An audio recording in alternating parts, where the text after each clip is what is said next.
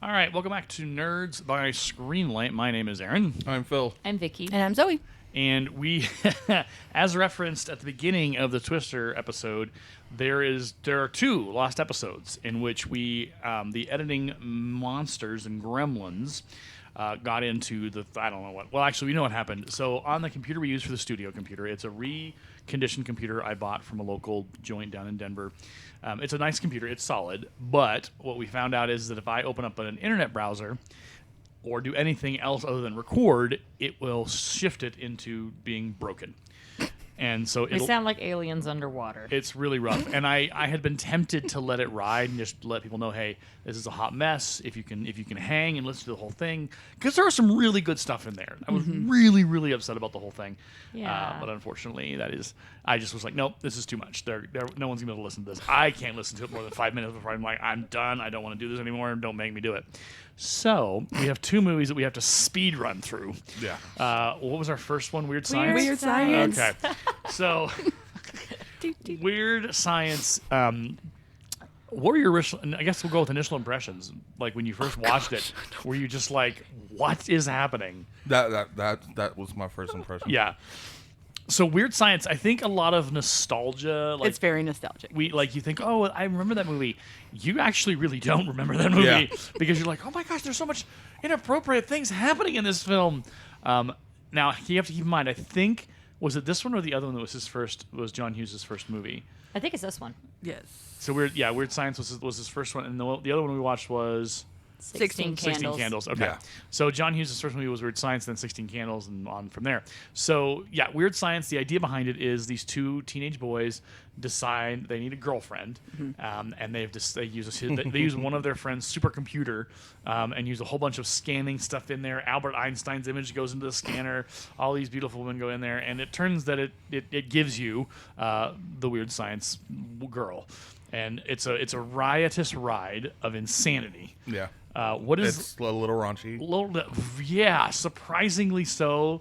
Now, mind you, we all laughed throughout the whole movie for the Yeah. most part. There's some moments where you're just like, okay, Yeah, not in today. no, You just don't. Nope. The nostalgia, like, you forget about all those other things. yeah, you forget about the moments where you're just like, did that really happen on Yeah. screen? So there's some moments where like. Yeah, there's some words that are used, some insults, some statements. Again, we're talking 80s, and these words were regularly trafficked and regularly used. And that's to be said for all these, Yes. all 3 of these movies. Yeah. All the movies we're talking about, very John Hughes. We read a letter, which of course got eaten up in the editing process. We'll see if I can read that later. Right. And it talked about how John Hughes wrote these movies and directed these movies for kids, for high school students who were dealing with a lot of junk. And he intentionally wrote the characters the way he did and wrote the dialogue the way he did because it was real. Like, yes, those words are offensive in 2024, but in 1980s, that was the regular vernacular. That was those words were in use. And I would say they were in use all the way up until early 2000s. I agree. yeah, I agree with that one. Yeah, and it's disappointing, obviously, because I grew up in that time, and we would use that. I never dropped the F particular word. I probably used the R word at some point. Yeah. But that was also like that was just your reflex, like, oh, that's R-tarded, like you would. That was your just, and it was not meant as a pejorative. It was just meant as like it's like when you say heck or you like you oh like and like oh my gosh and like it just becomes instinct. It's just Oh, like yeah. a reflex. Yeah. Is how you say things.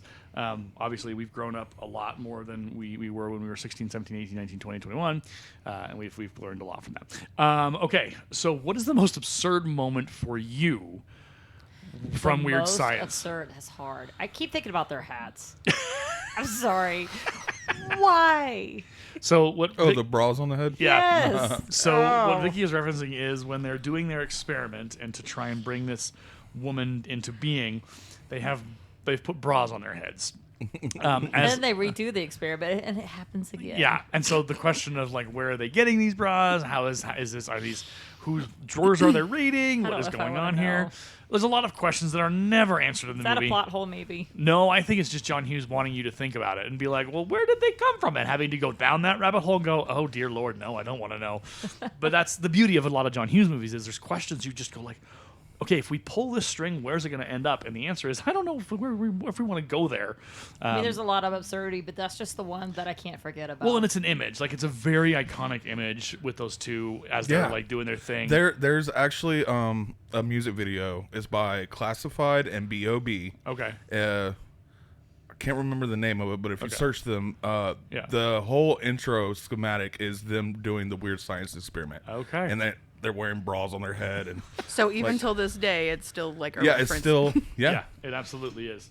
That's hilarious. I would have to probably say it's like a tie between the missile just coming up through the house and what was his name? Was it Chet? Chet. Yeah. Oh, the brother? Yeah, when he was a big pile of poop. yeah.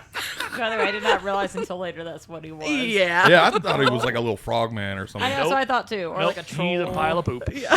So what we're referencing is one of our lead characters' brothers, an absolute jerk, Bill Yeah. Paxton. Paxton. I know. in a classic role. I can't unsee it now. Yeah, it's kind of fantastic, and he's just this bro, like total college bro who's home from school on break or something, and he just is like, I'm gonna take over the house, and you're gonna do what I say. You got to give me money to shut me up, or I'm gonna tell mom and dad. And so he constantly tortures our hero until finally the weird science created woman turns on him, uses her magic to turn him into a giant pile of poo, and then he swears, "Oh, I'll never do it again. I'll never do it again." And I love that he doesn't turn back instantly. Yeah, it takes time. It takes Has time. to sit in himself Yeah, for a little and bit. think about what he's done. Yeah, and then the other thing you're referencing is the missile that comes through the floor. Yes. And the missile, is it because it's tied to, because they didn't hook up the Barbie, they hooked it up to like a magazine with a Yeah. missile or something? Yeah. Yeah, they're like, well, Whoops. what did you forget to do? We forgot to hook it up to the Barbie. And then they look where they hook it up, and they've hooked it up to a Time magazine cover of a nuclear missile. And so all of a sudden, through the floorboard and in through the roof comes a full-size nuclear missile. And it's hilarious. It is. And fantastic. The most absurd moment, I think. That's probably one of the more absurd ones. Phil, did you say yours? There's so many. Probably like when they're doing the Yeah. experiments. Yeah. Everything is just going weird. Yeah. Like pictures come to life. Oh, Yeah. yeah. All kinds of stuff happens. The Also- piano thing being tossed in the air. yeah, like it's weird. It's a weird one. It's so weird science. Yeah. I think We got to mention the road crew, the bikers. Oh yeah, so that, I think that does take the cake for me. It's the end. So in the end, what she's trying to do is she's trying to get them to have courage and to stand up for themselves and all these kinds of things. And so she's throwing everything at them, and they're just not getting it.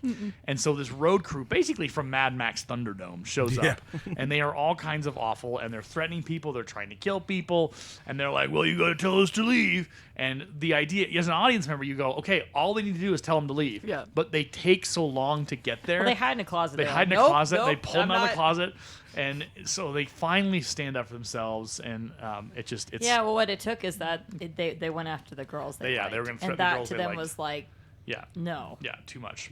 So yeah, it was. It's a wild movie. so wild.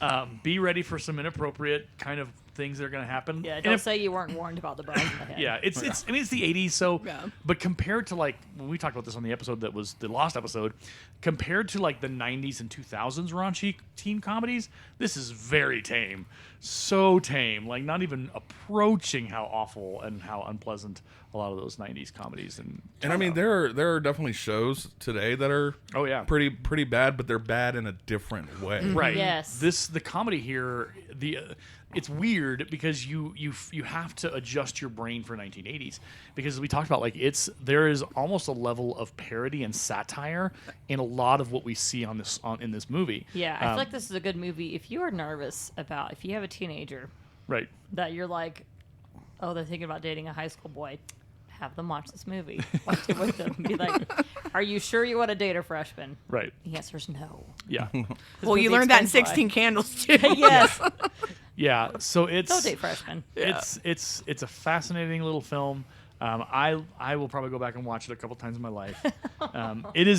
You have to go in knowing you're going to be surprised and probably a little shocked. But again, you have to remember, John Hughes directed this thing and wrote it, So everything you see on screen, he crafted for a purpose and for a reason. This isn't just intended. So when you watch it, think about the parody, think about the satire, think about the absurdity of what's happening. It's not because he's promoting the ideas within those scenes. This is meant to be like, whoa, that's really weird and strange, and there's supposed to be humor in that. So yeah, weird science. What a weird, wonderful little movie. Also, I had totally forgotten that Robert Downey Jr. was in it, so that's another fun little. Yeah, Super young. So yeah, Robert Downey Jr. is one of the bad guys in this movie, and they end up taking part in the experiment to try and get their own girlfriend or something. Even though they already had. Is it weird to say that I prefer him older, just because maybe it's because I'm used to it? I'll tell you a little bit more about that later. Okay. We'll get it. Just about his personal life, because like him as an actor in the 80s is different than him now. Yeah, and so what she's referring to is Robert Downey Jr. went through a lot of drug issues, a lot of addiction issues. Dude was not clean for the better part of the 80s and 90s. Yeah. He was a train wreck. He turned his life around, I think, around Iron Man. Yes. That's when things kicked off. See, that's when I think of. Right. Totally. That's where Yes. I'm like, Because the Robert Downey Jr. we had before that, I mean, he was getting arrested. He was all over the tabloids. Really bad. Dude's reputation was not great. He was not getting cast. And so he finally, I think, realized and kind of cleaned up his act and got himself back on the road to recovery and got a sober lifestyle, as far as I know. And so, yeah, if you can track that arc from Iron Man to now when he's been announced as Dr. Von Doom in the next Marvel movie. Like, the dude has a career because he got himself right. And his whole presence is different. Yes. Like, just to be honest, he probably was under the influence in this movie. And you can tell, I mean, you just can. Yeah. He's different in the face and his Yeah. eyes. And Yeah. so that there's a reason for that, just kind of instinctually being like, I don't like this very Yeah. much. Yeah, and you have to remember a lot of those 80s movies, and I wouldn't say John Hughes specifically, but a lot of those 80s movies, actors were not in a great place. They were not doing what they should be doing. They were doing things they shouldn't. And so that kind of, I mean, we talk about a lot of the actors who died in those years. I mean, John Belushi he died by addiction. A lot of those guys, their lives were cut short because of that cycle that was so popular and so a part of just what it was. I think it's also like a lot of like pressure to perform well, like consistent, like over and Yeah. over, and like I don't know. Well, you talk about Chris Farley, like Chris Yeah. Farley's whole situation. Yeah. You talk about Robin Williams' situation. You talk about a lot of those stars that that were beloved and are still beloved today. I mean, when we lost Robin Williams, the mourning and sadness was across Yeah. all generations. It wasn't just like, oh, the boomers are sad. No, it's everybody Everyone. was Well, sad. because of the impact he had. Well, he had movies from the start to from Right, across like a Aladdin. multiple generations of Fine. people had been exposed to Robin Williams, and it was just like that collective loss was like, man, this really sucks. So yeah, go into Weird Science, be very ready to be kind of like whoa, but embrace the weirdness.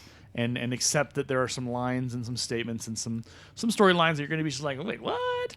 I mean, Anthony Michael Hall goes full into a speakeasy. He totally brings that back in Breakfast Club. Yeah, he does. I got really excited. I'm like, there it is. Yeah. For Weird Science. So it's when we get to Breakfast Club, I'll talk about it. But like during that scene when he's doing that, I'm like, oh, he's done this before, right. Like, Yeah. So Anthony Michael. So all of our actors kind of cross over. All right. So that's Weird Science. It was the one I don't think we enjoyed it as much as we enjoyed Agreed. 16 no, Candles. I gave it an 8, which Yeah. is what I gave 16 Candles. But Yeah. I want to go back and give it a 7 Okay. because I enjoyed 16 Candles more. Yeah, it's interesting Agreed. how you compare your movies and you go, wow, this was actually like for me when we reviewed Twister, we had seen Twisters, Right. And I think I said this in the podcast. I like Twister a heck of a lot more than Twisters. Yeah. Because there's heart in that movie. I mean, you've got Philip Seymour Hoffman, Helen Hunt, Bill Paxton, and you've got the incredible amount of actors behind them. Ariel was. Yeah, Carrie. Like it's just some really, and it's more of a group kind of effort versus in Twisters. It's very much just like 2 or 3 characters, and you have some people in they're the background. great. Yeah, they it's are. a fantastic Yeah, movie. it's a great Highly movie. recommend. But there's just something missing with that whole like, okay, we needed more. We needed more kind of character actors. Yeah, and, That's so true. And yeah, it was great. It was a good movie. You know. You want to feel like invested. Yeah, and Yeah. in Twister, you are in Twister. Yeah, in Twister, you're invested. You are. Like you are in rocking and rolling from the start, and it doesn't stop. It doesn't hurt the movie that you've got incredible actors like Helen Hunt and Bill Paxton, whose chemistry is insane. That is off the charts. Anyway, we're getting off topic because I love that movie so much. Back to 16 All right, Candles. let us get into 16 Candles. Molly Ringwald is our heroine, our lead actress. Totally different vibe than Yep. Breakfast Club. Yep, absolutely. She's quiet. She's the nerd. Yep. She doesn't really. Her family knows her. She kind of feels ignored a little bit. They forgot her birthday, Yeah. and that's what starts us off. That's literally the description of the movie when Yeah. you look it up online. Family forgets daughter's Girl's birthday. And I don't know if I would call her a nerd in this film. I think I would call her like maybe a little wallflower-ish. She's just kind of, she doesn't stand out. Okay, That's fair. that's fair. Like, She's she's a not sophomore. popular. She's not super nerdy. Okay, yeah. Now, what's his face that like comes on to her hard on the bus? That's Anthony a nerd. Michael Hall. What I love about this is we've gotten 3 kind of appearances of him. Now there's more of him obviously in more movies than we probably need to investigate. But Yes. he is. Like when we went from Weird Science to 16 Candles, I'm like, this guy's got range. He is wacky and weird, but he You has see got more of it in the Breakfast Club. I agree. was Yeah. like, dude, I guy think can that's the act. best one. Yeah. Yeah. Oh yeah. There are pages on Breakfast Club. So the idea here is that she's her birthday was forgotten. She's mad. She's the bus scene with She's 16. Yeah, That's she's a big 16. birthday. It's a big birthday. She goes to school. Blah blah blah. She wants the guy. She wants the guy who he doesn't even know she exists. And he's taken. And he's taken by a girl we don't really like because she's kind of possessive and jerky. But he picks up her note that professes her love, and then he knows. So this is and he's so, like, who is this girl? She's kind of cute. Well, so this scene sent Zoe for several trips. Yeah. So apparently she's working on homework for a class for somebody else. Yes. And it asks some pretty intimate questions like, have you had relations? Wildly inappropriate. Wildly inappropriate. With who? With And who? if you haven't, who And- would you want to? Yeah, with? who do you want to have it with? And it's so she's filling it out for her friend, but then she fills it out for herself with the boy. It's Jake Ryan, not Jack Ryan, but Jake Ryan. And then her friend is behind her, but her friend is sleeping. So when she passes the note and drops it, Yep. her friend's not awake enough. So guess who gets the note? Jake Ryan. Paws it with his foot. Why would you do that? And then looks It at still it bothers and me. kind of go, well, now obviously her friend fell asleep just because, but what that does is that gives him the knowledge that she likes him, so that starts our parallel plot train. So then we're able, as we as viewers go, game on, let's go. Because he doesn't want to be like the partying jock anymore. He Right. wants like a real relationship and Yeah. someone that's not going to use him and destroy Just his to home. And, have a party. yeah. Right. He does. You kind of his apathy kind of accelerates throughout the movie as he just kind of looks around and goes, "What am I doing here? What is the point of all of this? What's the return on investment to this madness? There is none." Because he's like like probably the rich kid, and everyone Right. wants to take advantage of that. And, Yep. Yeah. He's the high school quarterback and all the things. So what is your favorite scene or favorite stuff from 16 I don't know if Candles? it's my favorite, but you know when they all go in the bathroom and they have to paint again.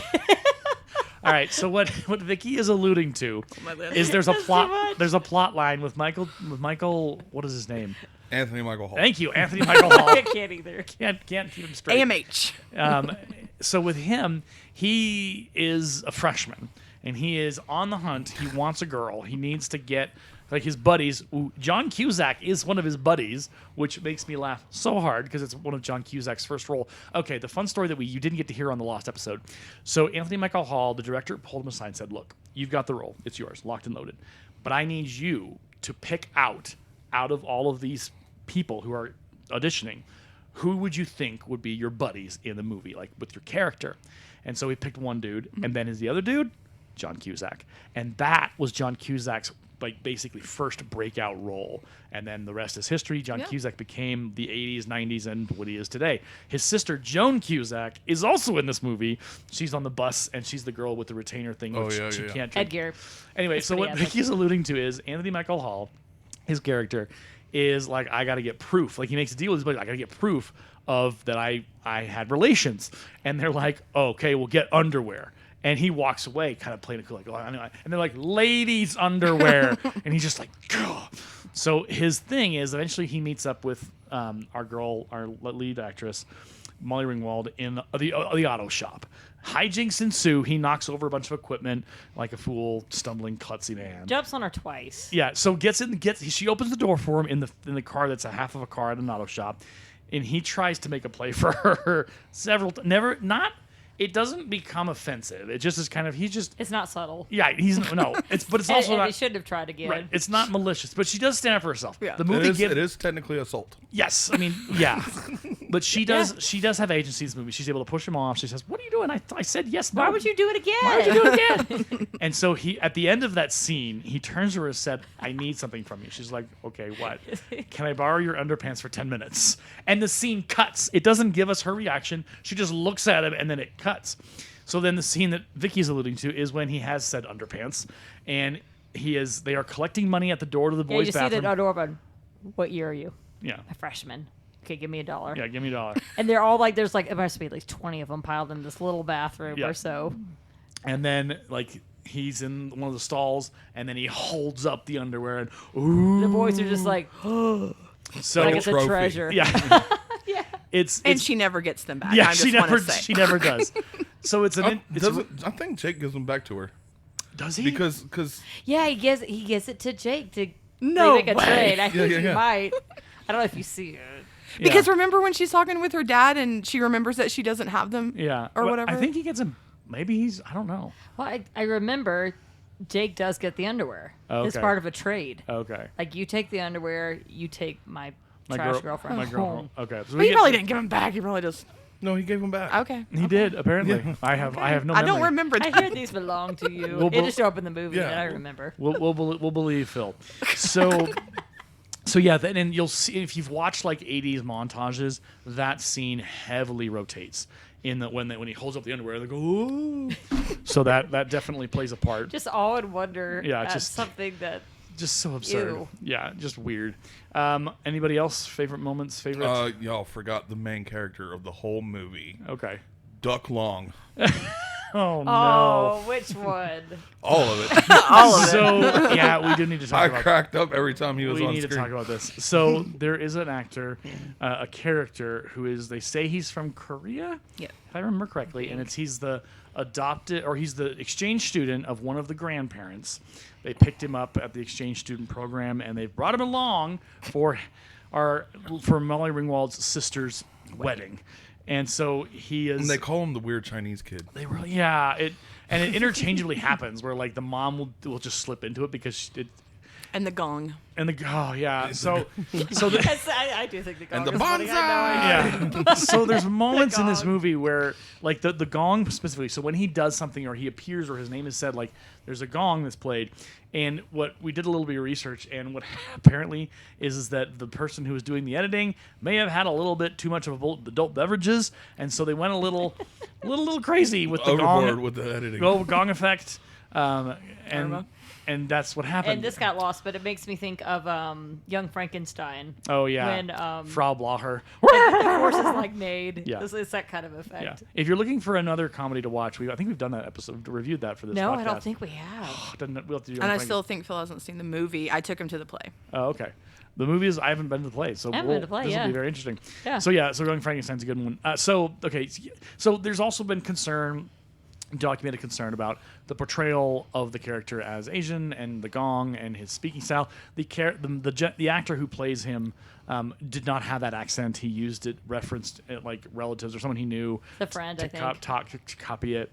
And as time has come on, people have come out and said like, yeah, when that movie came out, people used his name as a pejorative against us as Asians. Oh, that's terrible. So there's this part where I know what John Hughes was aiming for because most movies portray Asian, Chinese, Korean, like they portray them as like very studious, very smart, very nerdy.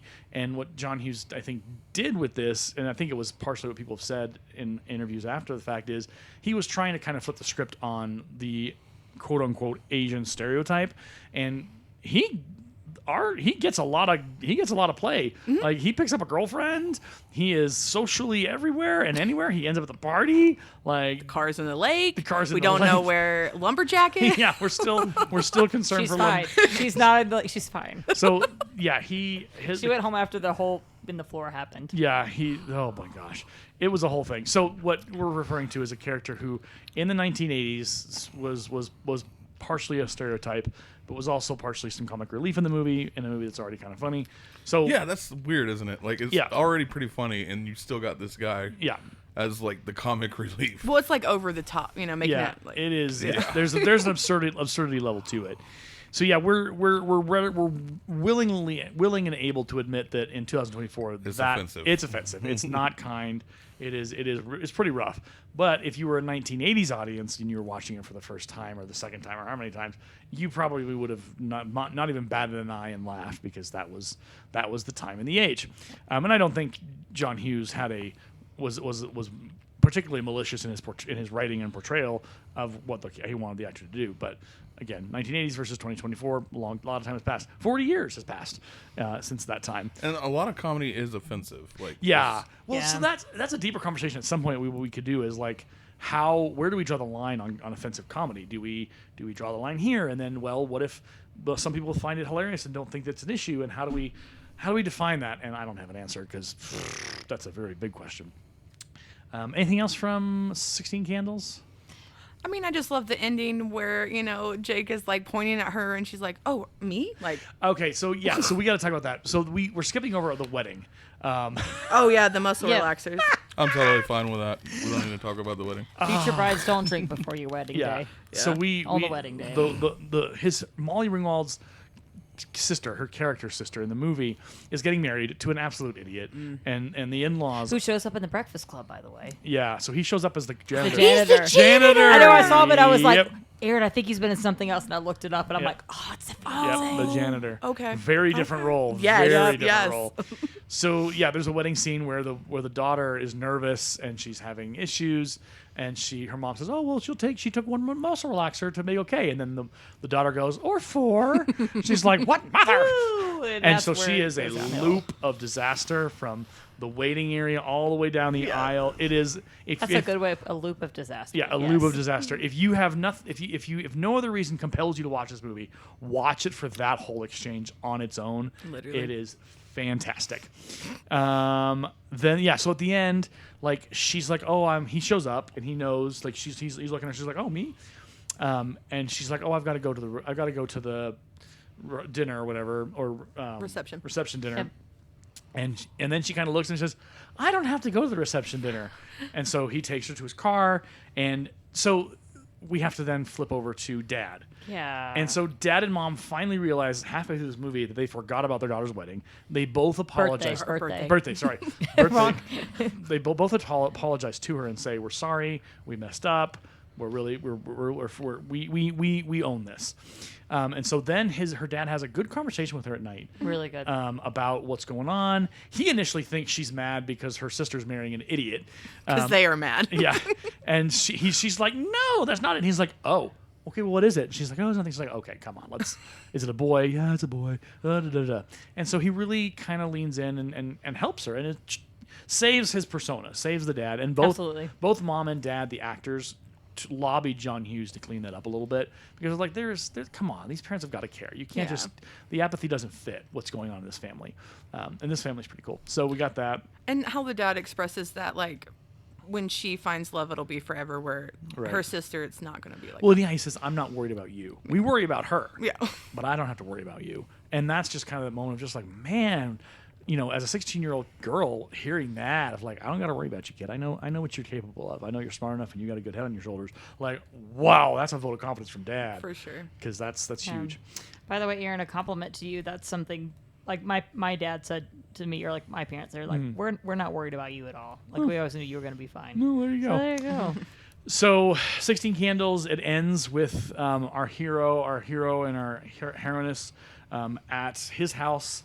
With a birthday cake with candles. 16 candles. She blows them out, and then they kiss. Then they go. He asked her to make a wish. She goes, "But it already came true." It's so sweet. Blow the candles out. Movie's over. Yeah. Anything else from this movie? Oh, the brother, the younger brother, is a madman. I love him.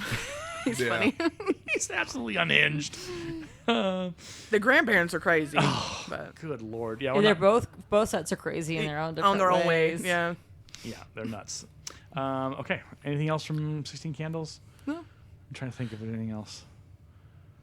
Oh, is this where Anthony Michael Hall gets the girlfriend? Yeah. Yeah. So Anthony Michael Hall, he so he drives our hero's car home with the girl in it. No, he drives Jake's dad's Oh, Rolls Jake's dad, Royce. yeah, Jake's dad's car, the with Rolls the Royce. phone in it. And they end up going crazy. They end up parked across the street from the church where the wedding is happening. Yeah. Crazy. And he's like, "Did we do it?" And she's like, "Maybe." And we know they didn't because they're back together again. Anyway. But they start to kind of pair off, and then they kiss, and then Jake drives by, and he goes, "Oh, I'm gonna die, I'm gonna die, I'm gonna die," and Jake just kind of says, "You know what? She's yours." Yeah. I'm okay. I'm happy. And so then it kind of is a nice. They had a nice mutual Yeah. agreement. I Yeah, think. and I think they're probably a better match Yeah. between Anthony Michael Hall Yes. and the girl versus Jake. Okay, I just want to spotlight that because that was the absurdity of that whole scene of him driving and not knowing how to. It was wild. That car was ruined. Yeah, destroyed. Okay, anything else before we move on to our main and big feature? Nah. Should we check the sound, or you think we're okay? I mean, I haven't heard anything. Sure. We're gonna put a mark, and then we'll bring in some music to transition Hate this voice so to much. the. Stop! It's my radio voice. Don't hate the player, hate the game. I'm not hating you. I hate the voice. All right, so we're gonna be right back here on Nerds by Screenlight. We'll do a little pause thing. Get nerdy with me. Talk nerdy to me. Get nerdy with me. All I really need for you to do is just please I can stop. talk to me. Talk nerdy to me.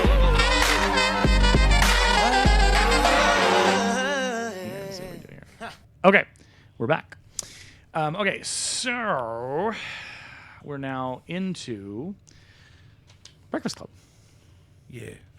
So This is going to be starring Zoe. starring Zoe. Yeah. It's going to Well, I explain hope to us not his just basic character. She's got a lot of thoughts and a lot of feelings and a lot of ideas, which is good. We like that. So it's interesting. This movie doesn't open with anything aside from just title cards. There's a quote.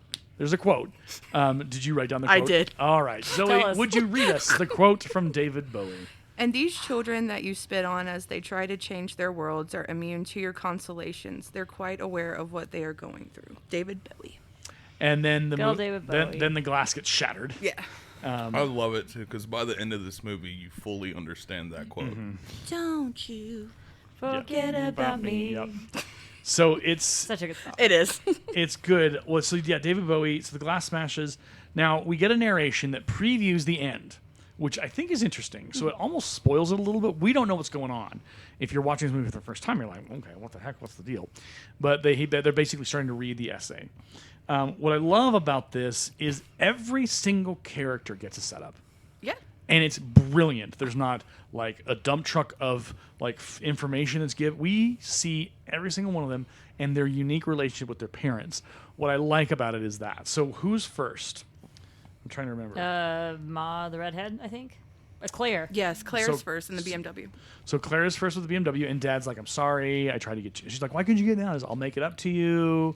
Like, obviously, she's a rich girl. I'm trying to think of the word she uses to she's like, I'm not a defect or something. Yeah. And he's like, yeah, you're not a defect for skipping class to go shopping. Right. And I'm like, well, I'm no, like, you you're not a shouldn't skip class defect, to but go like, shopping, though. don't go skip class. Don't skip class to go You're going shopping. too easy on her, dude. Yeah. Right.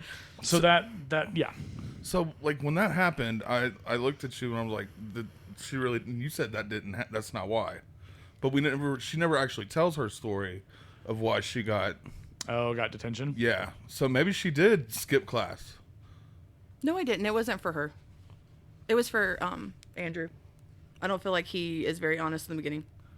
Yeah. It wasn't Claire that I said that about. It was about Andrew. Oh, okay. But yeah, but I like because it sets us up for us to understand her character and how entitled and how spoiled and how Entitled, that's a good word. Well, Yeah. she is the princess. she is the princess. Absolutely. So we get her, then we get who's next? Andrew. Andrew. The Mighty Ducks coach. Yep, Emilio Estevez. It Did you ever watch the Mighty Ducks? Yes. I did. Emilio Estevez. The athlete. And he's the athlete, and he plays that role perfectly for this whole Yes.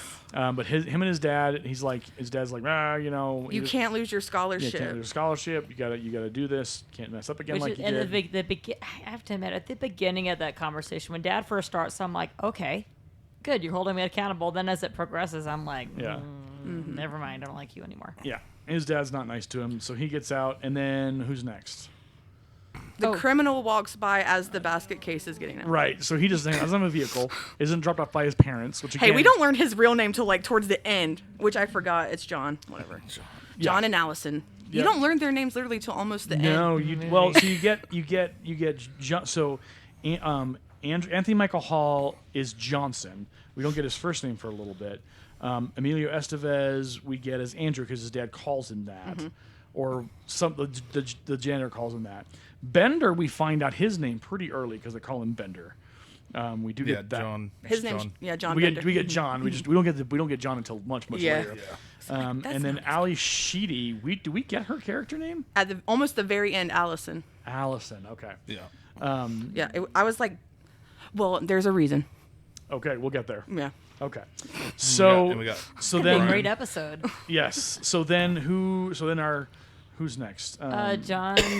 So John walks by without a car, and then Oh, then the Brian, the brain, yep, Brian the is Brain. the last one out. Yep, he shows up. And his mom is a jerk, and his sister. Yeah, she's like, you got to her card. You got to. You got to study while you're in there. Well, we can't. And she's Right. like, well, you better figure out a way. Well, and the yeah. sister goes, yeah. Which honestly took me back to hi internet. I had detention in high school. I didn't have it much, but it was brutal. Like it was an hour, and I had to find a spot at the wall, and I had to stare at it for an hour until we were at time to go. Yeah. That would be horrible. It was brutal. Yeah. It was brutal, and it was a really strict fine art school. So I got detention the first time because I was like a minute late to class, Yeah. and then I got it ridiculous. again for PDA. Also dumb, I think, but okay. 3 hours. I had 3 hours detention. So Lord. I got some flashbacks of like, It's boring. here, and actually that's probably why like sometimes when you kiss me in public, I'm a little bit like, oh, is that okay? Because of that stupid. I don't want experience. detention again. Right. It's kind of jolted to my head.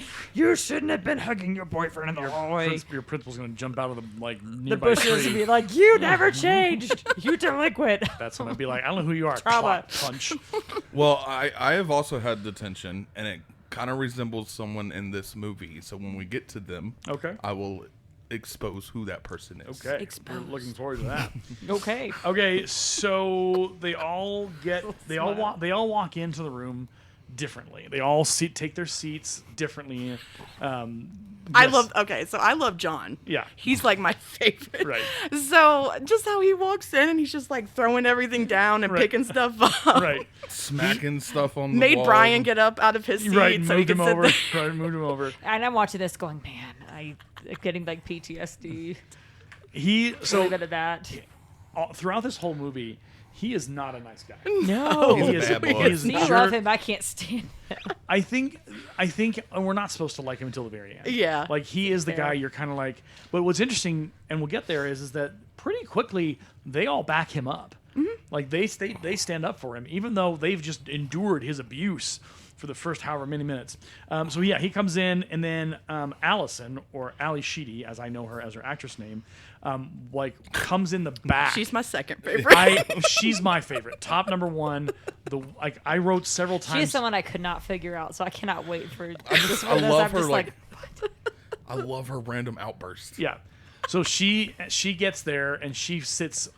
She looks as if she's going to go into the other part of the room, but then she takes the last seat and just sits down. It like is like not even facing them. Yeah, She's no. like turned like her back's to them. Yeah, she's not even paying attention. She has her full coat on. Yeah, she's and the got, stuff that she does with her art, yeah, she's, oh my gosh, making it snow. we're gonna get there.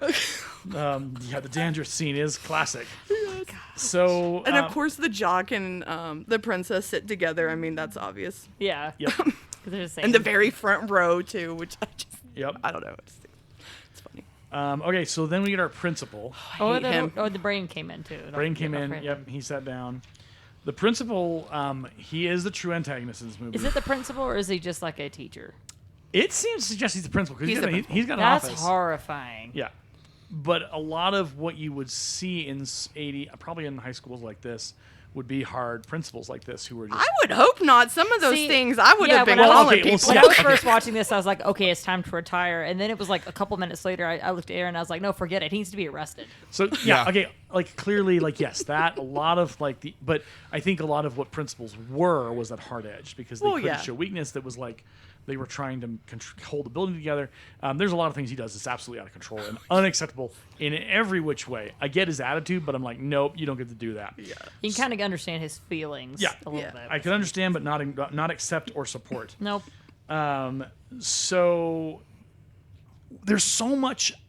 There's a lot. There's so much showing in this movie that it's brilliant. There is there's a couple of moments where we get a little bit of a tell, like we have to get some front load exposition work, but it's done so naturally that you just are along for the ride. Now, here's the thing: most of this movie is talking.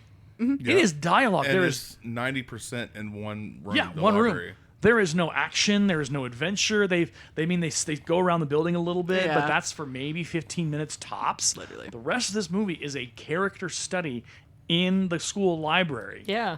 That's it. I mean, what an odd setting for a movie. Phil goes, is this a detention center? Like, this looks nice. I'm like, it's a library. Right. We had really nice libraries. We still do, I think, in most schools. But yeah, this was probably the setting was a big high school and a really nice library with all. I didn't have a 2-story library either, but yeah. you know. Well, we got to talk about like the important thing, like what the principal wants them to do. Yeah, so he wants them to write an essay. Each of them to write their individual essay, 1,000 words, about why they're here And who they think they are. And he says we're going to try something different. So what that suggests is that even for as awful as he is in his entire movie to the students, not only is he awful to them, he's also he tries to be awful to the janitor. Mm-hmm. The janitor's not having it. No. So it suggests that he might be trying something new to try and like change the children. And so maybe he read it in a book somewhere. And he's like, oh, I'll try this. This will change. This will make Which, detention. that's real. Like, this didn't work. Let's try this method. Yeah, and I think he goes in thinking it's going to fix everything, and it. But doesn't. I think they have a great response to Oh that. yeah, no, I think their letter to him in the end is brilliant, and you notice he reads it. He doesn't react. He doesn't throw it down. He doesn't get mad. He reads it, and full on is like, okay, maybe so. And they do get to leave. Like they walk out of the building, so he doesn't hold them there.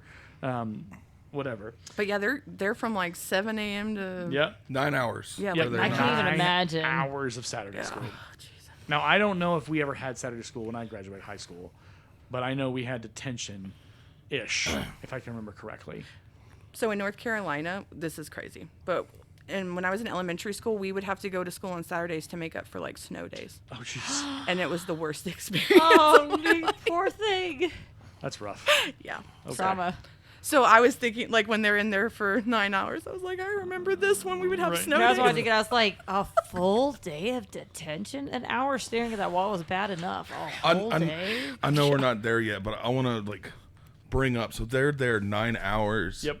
And the audacity of them not providing these kids the school lunch. You're right. They have to bring their own. Or only like one bathroom break that he takes them on. Yeah, that's insane. One bathroom break, you get one beverage.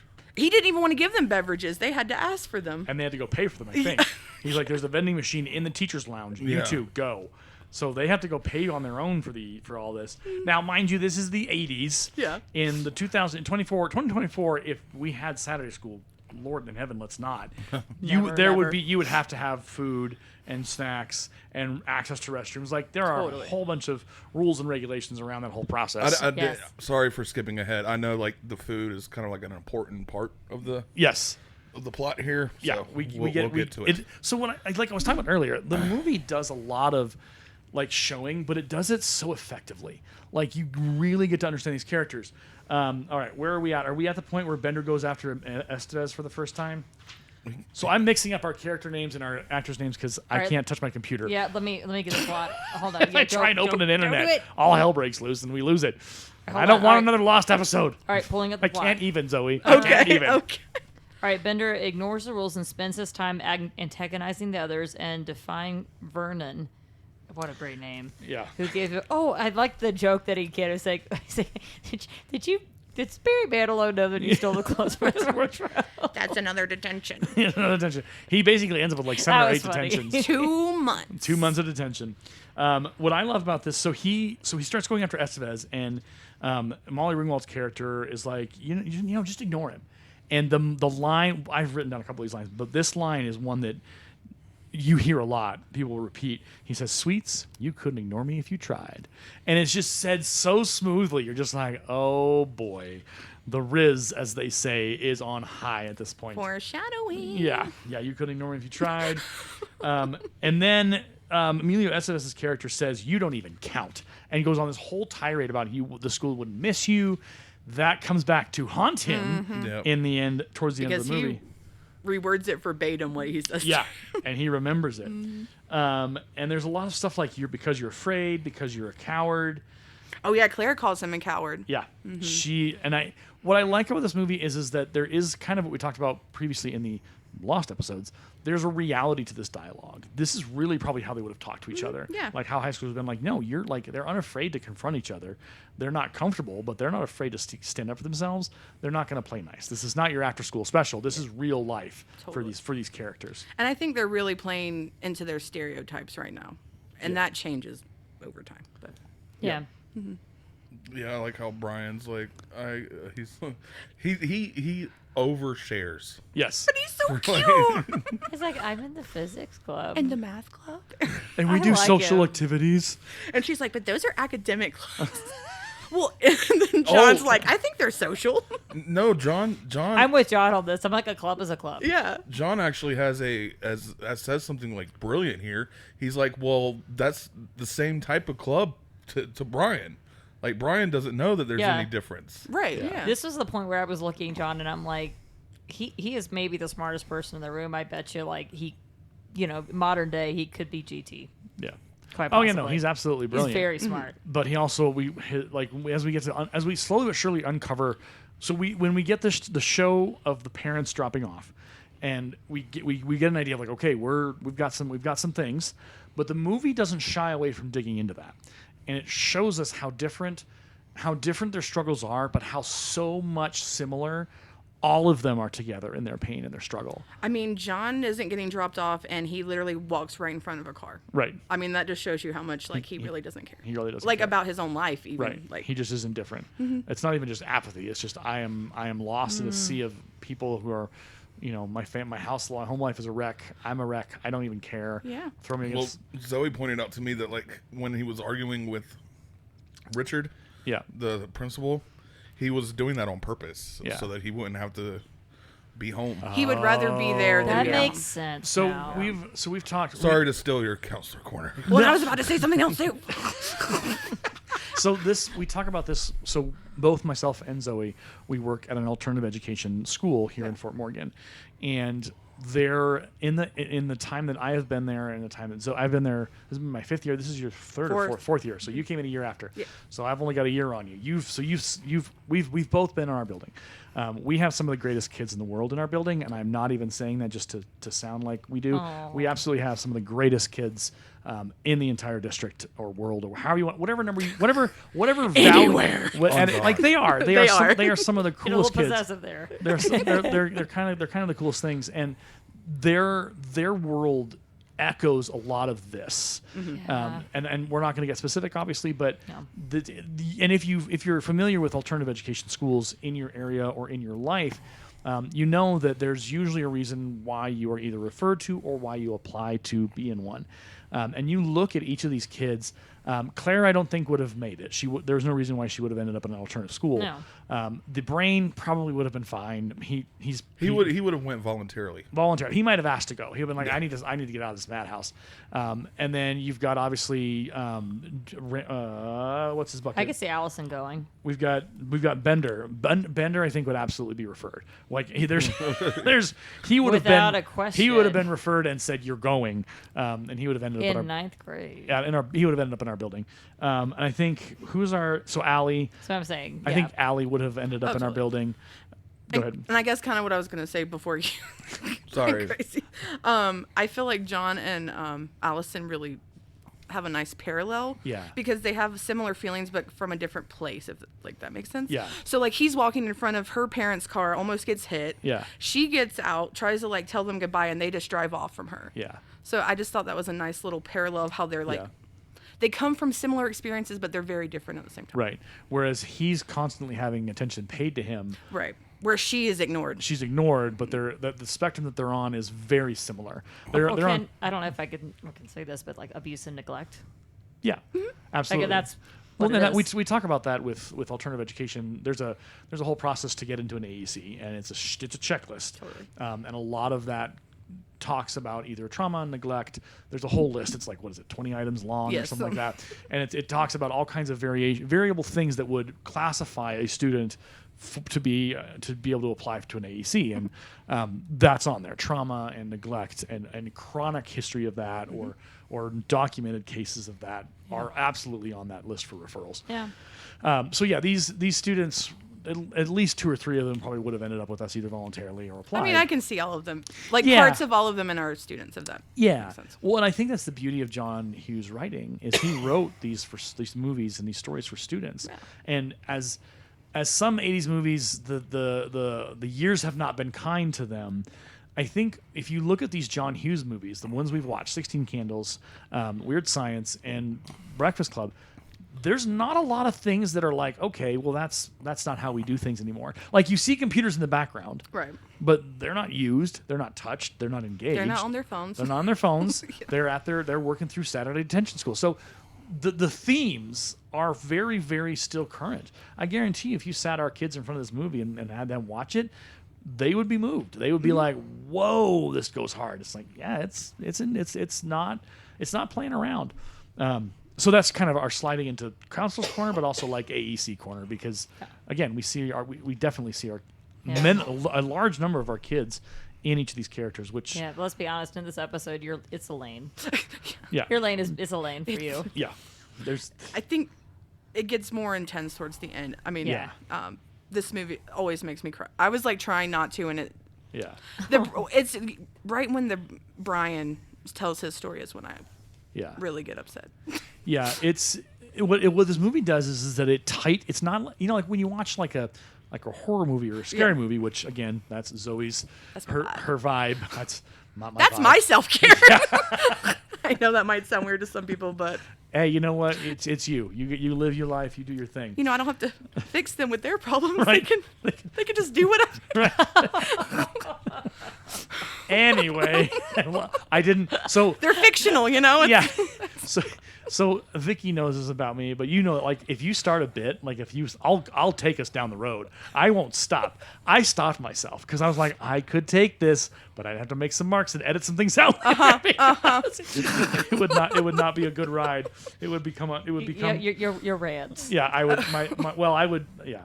Anyway, so there's tightening of tension in horror movies and scary movies, right? And it depends on what you're dealing with, but that ratcheting up is either quick or it's slow. And in this movie, there isn't tension per se, but there is an elevating emotional depth that is being explored, and it is slowly but surely turning and turning and turning. By the time we get to a lot of these reveals and these really, really intense conversations where the characters are in tears, the movie has been slowly but surely kind of guiding us towards this moment and subtly warning you, we're gonna unearth some stuff. Buckle up. Hold on. We ain't done. Yeah, because I mean, when I first watched this, I thought John Bender's story would have been the worst one. Yeah. But then when you get to the end, it's like, Yeah. oh God, they all have really horrible stories. Right. Yeah. I want to say that this whole dynamic that they end up forming together Yeah. is all because of John, Yeah. Yeah. because he won't leave them alone. Yeah. And So okay, that's fair. an interesting Yeah. topic. So he won't leave them alone, partially because he has been alone for so long. I mean, he has friends. He does say that, but he doesn't really reference them or talk about them. I mean, not all of them do, but he, I think, either consciously or subconsciously or unconsciously, any variation of the three, recognizes that these people stood up for him early on, and they still stand up for him throughout the movie. They still back him up. These people are, at their cores, good. And that's why he kind of keeps coming after him, because Emilio Estevez's character doesn't lay him out until he really gets mad. And but he doesn't hit him. He puts him in a wrestling move. He doesn't punch him. Yeah. He just wrestles him to the ground, and that's the end of it. While we're on that, he pulls out a knife. Oh, yeah. And here's one of my favorite parts of the movie. Allison steals it. Yes, I caught that. I was I like, missed that part. I said it out loud. Like, oh, she took the knife. She takes a lot. She does. She does. She is a kleptomaniac. She Yeah. steals everything. She's. I don't want to say weird because I love her and I don't want to. They're all weird though. But They all are weird. Here's the thing: we talk about this at our school. I have to be careful not to name it, but we talk about all stories matter. Every single story that walks through our door has purpose and matters. Totally. In this movie, each of their story is given equal weight, and it's not like, yes, they're weird, but almost threw a cup across the table. Gosh. Their stories matter, and the weirdness is not. I mean, yeah, they call each other weird, and they kind of dig into each other, but in the end, their weirdness is pretty normal. Like, they accept each other as normal, as they're normal, and they're like, oh yeah, no, you're cool. Like, yeah, we're all different. We're all weird, and we're all wacky. Weird, yeah. We're all weird. And so, like, to your point, I think he recognizes the weirdness in all of them, and that's a natural kind of like, it's almost like it crosses the line a few times, but it's kind of like a sister brother sister brother, like that kind of sibling rivalry and that sibling bickering. It kind of does feel like that a little bit with him, because he's just, I think he's afraid of them at first, but then he starts to figure out these people actually have soul and heart, and they're not putting up with me, and like, that's interesting, and I want to know more about this. And so he's on his own, I think, unconscious fact-finding mission as he continues. I mean, he goes off on everybody. Yeah. He does leave our quiet girl alone, I think. He calls her out like once, and I can't remember what he says. But he does kind of bring her into the conversation at one point. I don't think she really responds, but No, she doesn't. I don't know. See, I see John as like, there's a little part of him in me, like when I was a teenager, for like Yeah. 100%. I was always fighting. Like, I did not like fake people. Like, Yeah. and I would say I still don't. But I think he's trying to be like, tell me who you really are. Yeah. I don't want to see this little stereotype. Like, you're the princess, you're the jock, you're the brain. Yeah. Who are you really? Yeah. And because he shares first. Yeah.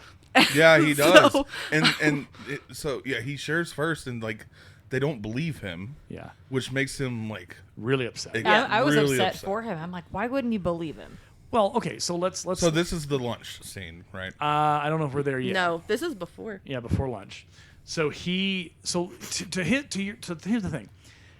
They know each other very little. Right. When they're all brought together, like, they don't run the same circles, obviously, and they're all part of different cliques and different groups and whatever. Or in the case of our quiet girl, she has no friends. I mean, the principal doesn't even know her name. That's just. Yeah, but He knows everybody else's name. but her. Yeah. because he asks her what her name is, and And then he just keeps calling her Missy, which I think is so rude. right. Why'd you even ask her name if you're not going to Right. call her? So here's the thing, though. If you're sitting at that table, and you know him by reputation a little bit, and you've also been dealing with him this whole time, and he hasn't been telling the truth. He's been lying through his teeth. Like, you're not gonna trust a damn word out of his mouth. And if he shares this really explosive, wacky story about his family situation, you're just gonna be like, okay, it's a performance. Because all you've seen of him so far is just this: I'm gonna hate on everybody, I'm coming after everybody, I'm beating up on everybody, I'm a jerk, I'm a jerk, I'm a jerk, I'm a jerk. It's like, well, why should I believe you? You've been an absolute arse to me. Like, Yeah, he was being a jerk to Brian. Yeah. And this, like, talking about, he was like mocking how Brian's home life would be. yeah. And then Oh, then they asked him, like, well, what about you? And Well, then how's yours? And then he so well, Because no. he would want Brian's life. Yeah. I mean, wouldn't everybody want that life of like? Well, not Brian. Yeah. Well, I know because we learn later, but like, from his like perspective From the of what he outside- sees, the outside looking like in, he yeah. wants that. He wants to Right. be fed and loved right. and like all those things. Yeah. So we do get a picture of Bender's home life. It's pretty intense. He's pretty explicit in relating what a scene looks like at his home. Mom and It's physically abusive. mom and dad are not And verbally. Yeah, verbally and physically abusive to each other. He's also physically abused. So here's what happens. So Emilio Estevez's character says that's a lie. I don't believe it. And so then Bender rolls up and you'll notice Bender has sleeves. Yeah. He doesn't have his arms exposed like everybody else. And so he rolls up his sleeve and says, "Is that a lie?" Or says this. And it's a cigarette. It's a cigar burn. We thought it was a cigarette burn, but then he says he's like, that's the size of a cigar. Yeah. It's a cigar burn. And he's like, that's what happens when whatever happens in whatever you forget. Oh, he spilled paint in the garage. I Oh, think that's is what it what was. you still paint in the garage. And then I think Emilio Estevez's character kind of just goes, okay, maybe this is for real. And that's Yeah. For me, it's when he pulled the knife. That I was like, oh boy. Yeah, so that's when things get real. But he doesn't do anything with it. He stabs it on the chair. And Allison takes it. And Allison steals it. Need this for later. So On my then knees. then I think we skipped the door situation, right? Which Yeah, was we did. hilarious. So yeah, so he goes. So our Bender goes. He's like, because he a couple times he's like, hey, we should go close that door. We should go close the door, and no one's doing it. They're like, no, we're not doing that. We're not getting ourselves in trouble. So he goes and does it. He takes the spring out of the door. That's how he did it. Yeah, he took the spring out of the door, so then it closes, so it won't stay open, and then he kind of races back and sits down, and the principal comes out and he's like, "Who did the door?" And Allison does the. Yeah. I laughed. I love that did scene too. because she gets so overwhelmed. She's like, I'm not gonna say anything. you're right, and she's just like a little cat, like, Isn't this where she like her hood? Yes, covers her she whole- literally drops her whole head on the. and Yeah. pretends like I'm not here. Yeah. Like, Like, I don't I'm exist. invisible. I don't want to talk about it. So this is at the point where he gets 7 or 8 detentions. I know it's bad. It is bad to gaslight people. Yes. But this was a brilliant example Yeah. of how John was gaslighting the principal. Right. Like, that chair's not going to work, dude. Yeah, and yeah. then he's like, Oh, well, I'm and still then- going to try it. And And then, then- that was funny. And then they got the magazine rack, and he got Emilio Estevez's character go help him, and he's like, I don't think that's gonna work either, I got sir. mad at the principal at this point Yeah. because the jock is trying so hard, and he's just like, "You're useless." I And know. was- And it's like, Get I out was of the like, way. well, why did you even ask him to help? Like, Right. So then the door just gets closed. Yeah. And he's like, I'll be checking on you and whatever. sure you would. But yes, he gets 2 months of detention. Yeah, Saturday's detention forever. that And their scene was- back and forth is very interesting. Oh, that scene was so painful for me to watch. Like as a teacher, I'm just like, you're in a no-win situation. Right. Yeah. It's So that power Did struggle. they ever? Yeah, it's just like, no, just back away. Yeah. You need to do something else. Did they ever find a way to like get the door to stay open Nope. or no? it stays closed. Yeah, because then and they that- sneak out later. Oh yeah. So the power trip from the principal, I was, it's this. He is not a nice principal. He is not an example of how you should be a principal. No. Yeah. He's, Even down to the calendar in his office. yeah, it's inappropriate. Yeah, I'm like, I well, noticed that. I showed Aaron. I'm like, you see what calendar? And I had never noticed it until now. I was like, didn't either. Well, What was it? that's delightful.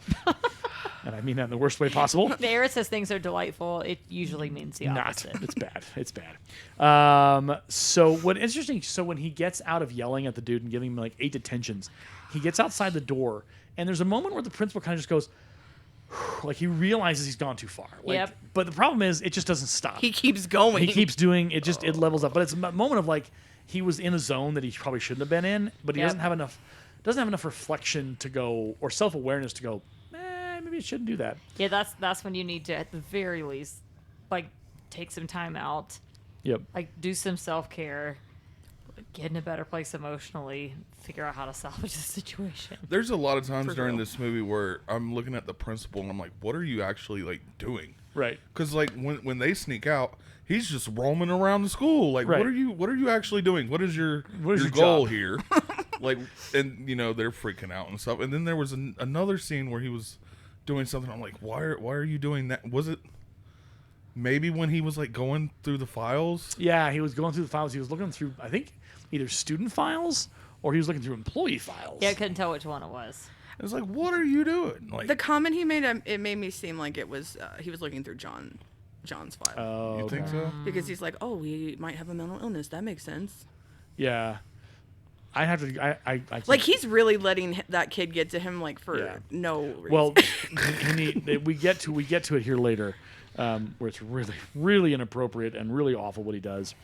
So we get Oh man, I was hoping John would, man. right. You were hoping for it, but No. it didn't happen. So we continuing to do show versus telling and really rocking it.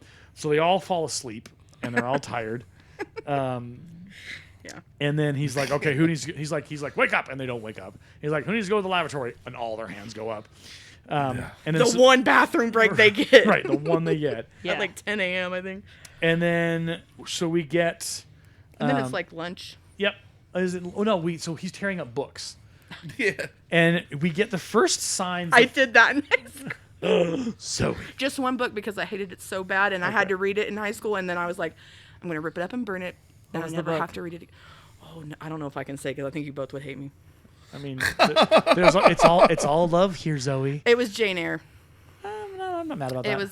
Yeah, you're fine. It was not it for me. I had a lot I of. felt that way about the Scarlet Letter. Okay, that's fair. I was just, it made me so sad. Yeah, that's fair. Yeah, if you're That gonna, was a book that I was like, "Grr." if you're gonna say To Kill a Mockingbird, I'd be like, okay, let's have a Oh, no, conversation. no. I just didn't like the way they portrayed women in that Okay. very much. To be fair, To Kill a Mockingbird, the first like 200, 300 pages is a slog fest, and things finally pick up the pace. But it's a great novel anyway. But at least I read the book before I did that. Right. So, Yeah, that's good. Yeah, that's fine. It's fine. Everything's fine. So then we have Molly Ringwald's character flirting over literature a little bit, where he says like, oh, well, this is this Moliere or something, and she says it's Moliere. And she has this little like biting of her lip thing, and I'm just like, what is happening? Brian says something like, yeah, I love that work. Yeah. You know, they did date for a while in real life. Yes, I think that's so cute. And I looked at that, I'm like, were they dating at this point? I don't know. So they're This, flirting. this is where we get like the first hint that she likes John. Yeah, she's kind of got a thing for him now. It's developing. and that he likes her. Yeah, Yeah. There's a little bit of give and take, and then so Throws the book at Brian.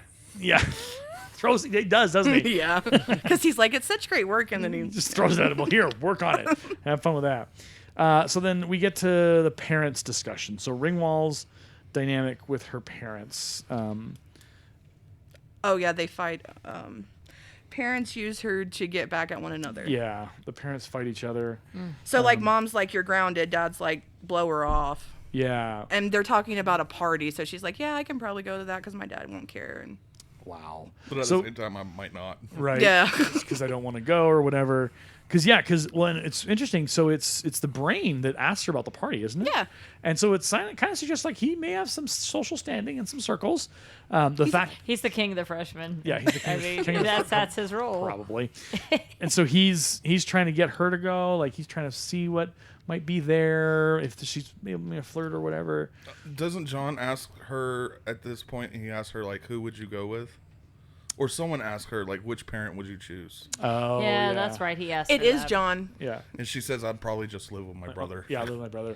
Which is interesting that she wouldn't make a choice between the two dysfunctional people in her life, which I understand why she wouldn't. Oh, Because why totally. would you want to? Because neither of them are good. If one of them's like absolute awful to her and holding her to an a perfect standard she can't meet, and the other one is manipulating her and using her to fight back against his wife. Like neither of those people are good. You're not gonna want to live with them for the rest of your life. You're gonna want to live with my brother. Like he's at least probably functional, and he's away and he's out, True. which means he's probably survived this whole experience and managed to better himself. Which means I can too, you know? Yeah, she's got possibility. Okay, so the dandruff drawing, we kind of skipped over that. She is an amazing drawer, though. Yeah, she's got Yeah.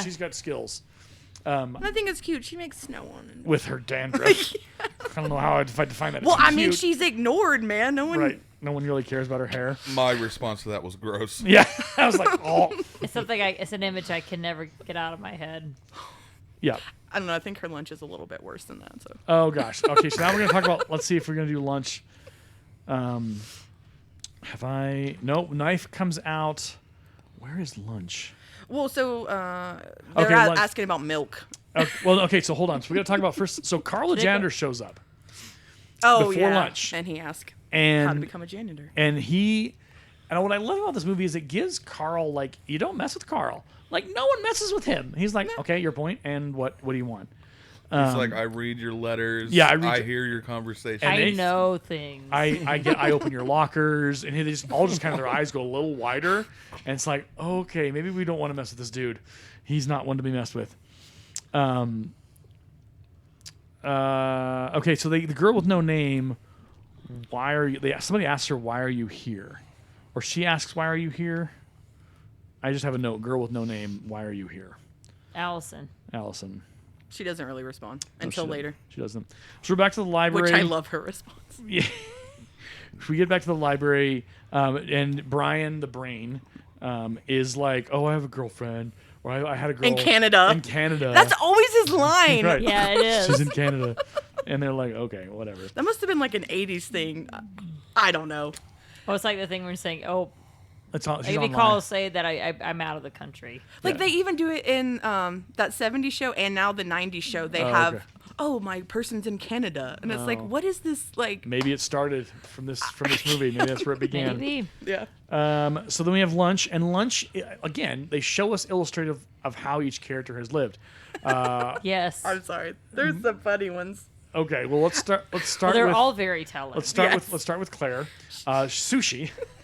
Which John is like, what is that? I mean, and now in like 2024, we're like, okay, sushi. But I was like, man, for the 80s, that must have been like, what? Yeah. John was absolutely appalled, disgusted. He's like, you wouldn't kiss somebody, but you're going to eat that.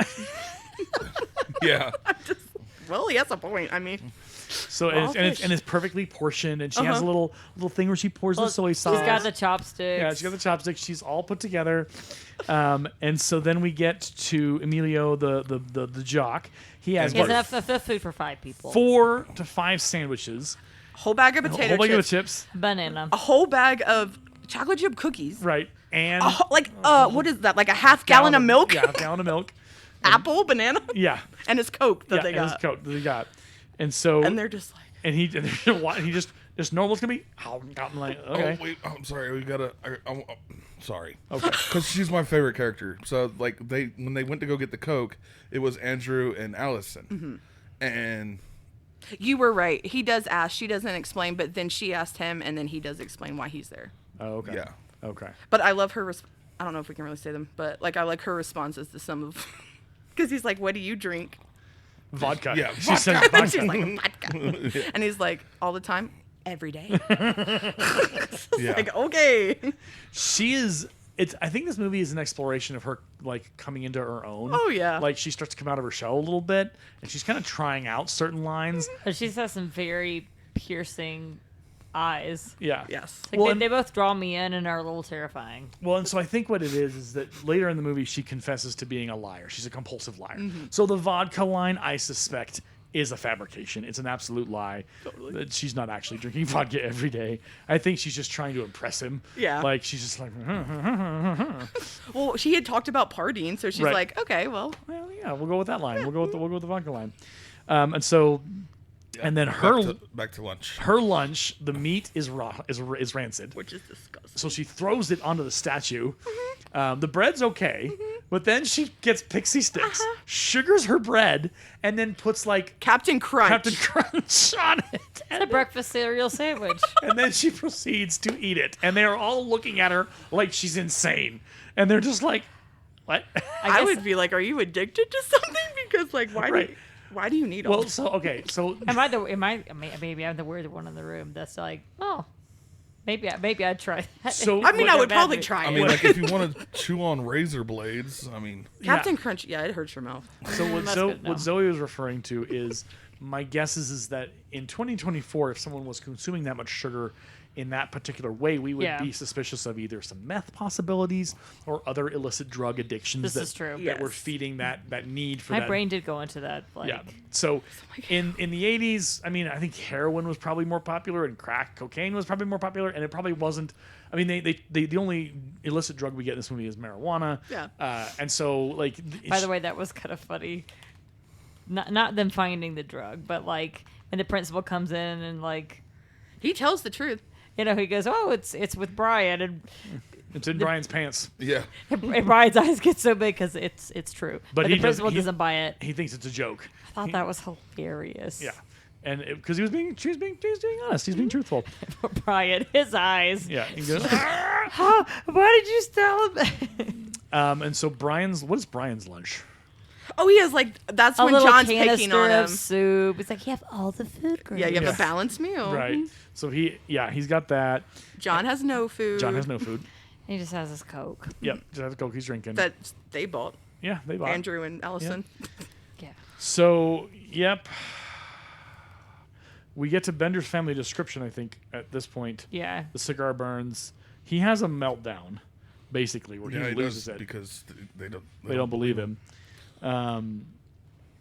And then, so now they decide to go on the run. They decide to go out, and it's funny. So like, they follow him, and then like our Allison is like, "Why are we doing this?" And the rest of us is like, "I don't know." And she's like, "Well, why are you?" I was like, Let's go. Let's go. Like, I don't really know. We're bored. We're bored, and this is happening." So they get to his locker, which is it's hilarious and terrifying. So he opens it, and a guillotine comes down. I missed the guillotine. Oh, part. it was so cool. It was just like, oh my god, this is terrifying. So he And it almost feels like it was 3 lockers made like into one. yeah, it was insane. Like 2 tiny ones and then like a normal one. Well, so like the locker, so it's my experience with lockers is there's a full body locker and then there's a top section where you put stuff. Okay. And so it looks like it's abnormally large, but that's a pretty normal sized, traditionally 80s locker in a high school. Gotcha. So obviously the guillotine was set high up so that when you opened it, What is it, a booby trap or something? Yes, Yeah. absolutely. Well, I mean, his drugs are in there. Like, Yeah. Yeah, fair. So you have to think about it, but he has to set that up every time he goes and leaves it. So he's not dumb. He's a smart kid. He's engineering. But I love this part because, like, it's a bag within a bag within a bag Yeah. within a bag. But then Allison steals his lock. Oh, On she the yeah, left. she does. I remember Yep. that.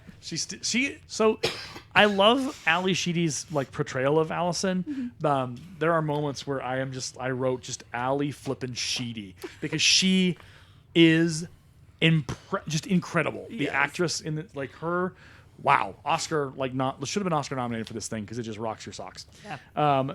So then they've got the marijuana, and they battle between the path back to the library because they know he's coming back. Scooby-Doo scene. Yeah. Remember Raggy? There's the one point where like they literally like walk out of a door and the principal comes out of another door. Yeah. And And they skid and then yeah. Okay. Okay, so, John and Andrew are kind of fighting, like, which way they should go. Yeah. Right. Everyone ends up going with Andrew, Yep. whatever. And then it's locked. Yep. And then, I don't know, I just felt bad for John in this moment because he literally had to, like, give into his stereotype of Yeah. being the bad kid. He's like, well, I'm going to get you out of this, Right. He's basically. like, I got this. And he's like back to the library. Back. You go back to the Yeah. library. I'll and he stuffs the drugs down, the brains, clothing. Yes. And takes off. And, Poor Brian. Yeah. Poor Brian's just like, "Ugh," and so they run back. I'm surprised he kept it and didn't like get rid of it somewhere on the way I back. would think he was just so afraid of what. Like, 'cause I if don't he- want to touch it. If he Where's threw it, good? then they would try, be like, oh, it's on the ground. Where did this come from? There's only so many students. We're gonna hunt Yeah. them down. Now we gotta go question them. So he's just like, I'm just gonna keep it in my pants and hopefully it'll end up okay. So he starts singing loudly. Yeah. Ends up in the gym and Playing basketball. and the principal is upset. And this is where things go off the rails. Yes. So he gets him back to God. the library and says he won't be joining you anymore, and takes him, Oh, jeez. shoves him in a I hate closet, this so much. not a little office, but a closet, Yep. and basically says, you'll never embarrass me in front of those kids again. Da da da da. And I felt like, okay, maybe and again, I've seen this movie so many times. I was like, okay. In the universe of this movie, maybe he stops and says, "You're in here. See you later." Closes the door. But he proceeds to take off his jacket and says, "Let's go. Let's fight." Well, and he's like, you think anyone will believe you? Yeah, I'm a respected member of this community. People like me here. Da da da da. I make 31,000. And Yeah, I was like, it's ooh. Well, I think I probably know. We looked down. We're like, ooh, if 31,000. you calculated Then I'm sure it was probably like, if you calculate A reasonable amount. Here we go. Let's do this. Yeah. We'll do this. I won't touch my computer because all hell will break loose. 30. but if you think you, that's you a should principle. hear it. Maybe after. Eric. 30, Okay. 30. Okay, I can't type apparently. What is 30,000 a year? I will say teenage-year-old me would have hit him. 1982. What's today? Okay, Phil. I was like, John, do it, man. Like, come Nah, on, dude. he's Okay, not like that. so $30,000. So $30,000 in 1982 in 2024 is $97,897. Oh my lord. Aw. Okay, then it is about right, because I was about to be like, if a principal's making 31,000, then what are the 200%. teachers? You know, like what are I the teachers know. making? Yeah, that's a good question. Yeah, and that's about what our Yeah, administrators in the area make. that makes sense. Okay. Like the high end. So it's principals. about Yeah. So it's comparable, which is hilarious that it hasn't really changed. It's still the same. give us more money. But it's just crazy how he goes Pay from us like more. threatening him, like when he gets out of high school, to Right. like, let's fight right now. Yeah. And I'm like, that Yeah, for no escalated reason. like. Yeah. way. Oh my gosh! And I'm looking. I felt really bad for John in the scene. I looked at Aaron. Yeah. I'm like, he's acting like his dad. Well, and that's what shuts him down. What shuts Bender down is that it's exactly what his dad would do to him, and how his dad would speak to him. And the part that got to me the most is when he was like, basically like, I'm gonna wait till you're older, and I'm not a principal anymore, and you're not in the school, and I'm gonna come find you, and I'm gonna beat you up. Yep. And it's like why? That was a part where I was like, forget him retiring. He needs to be arrested. Yeah, because that's assault. Like, you don't have to touch someone Yep. to Yeah. get charges for assault. That That's- is assault. That's threatening a student under your Yeah. care. Like that's inappropriate. And trying to like get him to fight him. Like I don't know what charge that would be, but it can't. That Yep. So then Bender sneaks out Immediately. doesn't even wait for it. And what I which love, I wonder if that's just part of the trauma that he knows how to get away. yeah, I love how like he's telling a joke while walking or crawling through the Yeah. vents, and we never hear the end of we the never hear joke. the end of the He joke. just falls. Yeah. So So everybody's like, he crashes into the library. Oh lord. And the principal goes, "What in the room?" And so quickly he like runs into the room and hides under the desk of Claire. Claire, yeah. Now, this is where it gets a little bit spicy. So just go with this. just a little bit, guys. So he's under the table where Claire is sitting. Claire is wearing, I think, a skirt. Yes. And so he sees her particulars, her undergarments, and attempts to like do. I don't know what he's trying to do, but. Okay. No. Sorry, Phil. No. It's It is not. Where? No, Phil. No. Sorry. I need to Phil. mark that, I think. No, I've marked it. No. Mark it 3 times. I was okay. So what I said when I saw it, it was like None of those things are going to make it into the edit. So we're clear. I was trying to dance around it. You're just like, nope, doing it. Let's go. Dance on I'm the so grave of the sorry. show. I'm so No, you're not. You are not sorry. Oh, Lord, that can never go on air. All right, are we ready to come back to I this? don't know how far Yeah. it is my face. I'm trying to Oh, recover. gee golly willikers. I'll behave. The point of it is that he tries to like, I think he's trying to mess with her, and she's just like, and so they all make this coughing sound, and like they try and like hide him. Is that the sound you heard? No, Yeah, he that hit- was not the sound I heard. He hits his head on the desk, and they all start pounding on the desk. And he comes and he says, "There's a ruckus in here. What's the ruckus?" And I don't know if you noticed, but Andrew keeps looking down, and I'm like, stop looking down. So it's all kinds of absurdity. Allison in this scene is hilarious too. What is she doing? She's just like going along with it, but she's the look on her face tells us that she doesn't quite know why she's doing it. Right. She's just following along. Yeah. She's just kind of doing. She's looking at everybody. Oh, okay, they're doing this. Okay, well, I'm just gonna do this. So yeah, it's yeah. So then he gets out. Obviously. Claire beats him up. Oh yeah, she hits him once he gets out. He's like, "Ah." Yeah, I was cheering her on at that point. Yeah. I was like, he deserves deserved it. that. Yeah. He deserved that. So then he asks for the marijuana back, and we then get illicit drug use in our teen movie. It's done in a pretty simple, straightforward way. It's not done inappropriately. Like it's just they were smoking marijuana. What's interesting is it affects our jock the most. Like he's just running like crazy, Wow. doing all kinds of jumps and like flips gymnastics. And, yeah, and- full on It's like gymnastics. a full music video. Yeah. And And then he breaks the whole window. yeah, because he like He's yells like screaming. "Rah!" Apparently, John Hughes said that was like his biggest regret from the film. I don't know Oh, the why. the marijuana scene? Or no, the breaking the glass. What? I liked it. I did too. I think because it's almost too absurd. Like it's pushing that line between believable and the absurdity. Because most of this movie hews pretty close to reality. Yeah.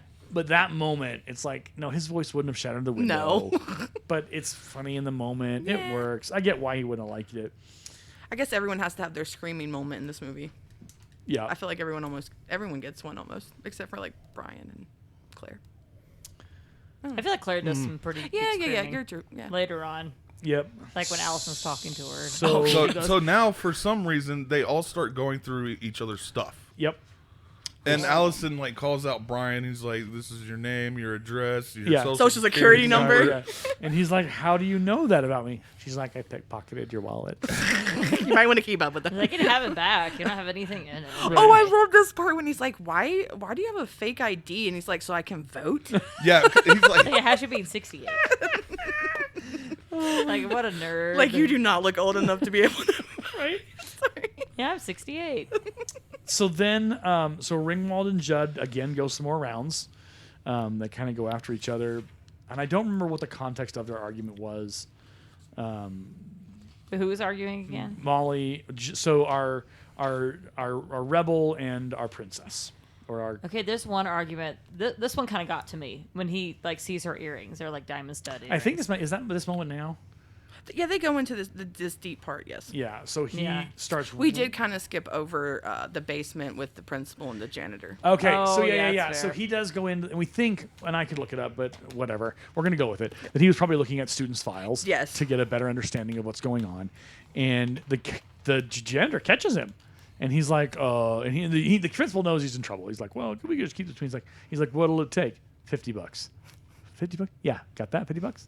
And then later they're like drinking beers down there. Yeah. Which I told Zoe, I was like, I couldn't tell like if it was a beer or like an old Pepsi can. no, it's beer. And there's several. It's A yeah. lot. They've been Principal's putting like, them these down. kids have changed these days. Dinner's like, no, You you have changed. changed. Yeah. Yeah. And he's like, you just got into it because you it was fun. You didn't actually do it because you wanted to do it. And it Just like that would never happen today. yeah. It didn't make me feel Any anything sympathy more for him. Yeah, no. No. Because he doesn't Sorry. get it. He doesn't accept the criticism. He's just like, well, it's the Well, old and he's drinking on campus. Yeah. right. It's Blah. hugely illegal. Well, and it's similar to the Simpsons. There's a Principal Skinner is like, well, maybe I am the problem. No, it is the children who are wrong, and that's his thing. It's like it's Right. the kids who are wrong. It's their problem. They're the worst. And it's like, yeah, but if you maybe cared a little more, maybe they wouldn't be so mean to you because you actually would show them that you cared. Yeah. Real. I love it when he's like, "How would you think of you as a 16-year-old?" Right. Like, kind of like putting it back Yeah, on I him. like that question. Yeah. And I don't think he doesn't even answer it. He's like, Nah. well, He It's probably bad wouldn't when like you, himself. It's bad when you can't picture yourself Yeah. in their shoes. And we don't see him again until like the end of the movie, right? right. Which is why they could get away with. I mean, they're playing loud music. and I think he just kind of like he does his thing and he's not checking on him. Yeah. Principal kind of just I think he's probably downstairs doing whatever. Well, honestly, he just started a student. He needs to not he see needs them for a time while. out, time out for a while. Yep. So we get to the bag scene where people are so Ringwald and Judd about the earrings and he cuts deep, and This got to me. Yeah. I have earrings. They're not real diamond studs, but they look like it. And the way that he's taunting her about Yeah. it, that kind of got under my skin a little bit. yeah, he does cross a couple lines when it comes to how mean he is.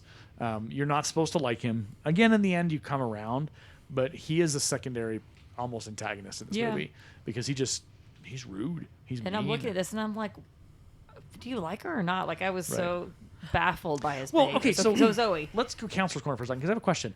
So he has never really been shown what love looks like, or kindness, or any kind of warmth in his life. Do you think all of a sudden when he looks at her, he feels that like, hey, there's something here that I don't know what to do with, and so I'm just going to fight it, and I'm going to fight her because she represents what I'm feeling because I'm mad at her, but I don't know why, but she's making me feel this way, and I don't like it. That's a lot, right? That is a lot.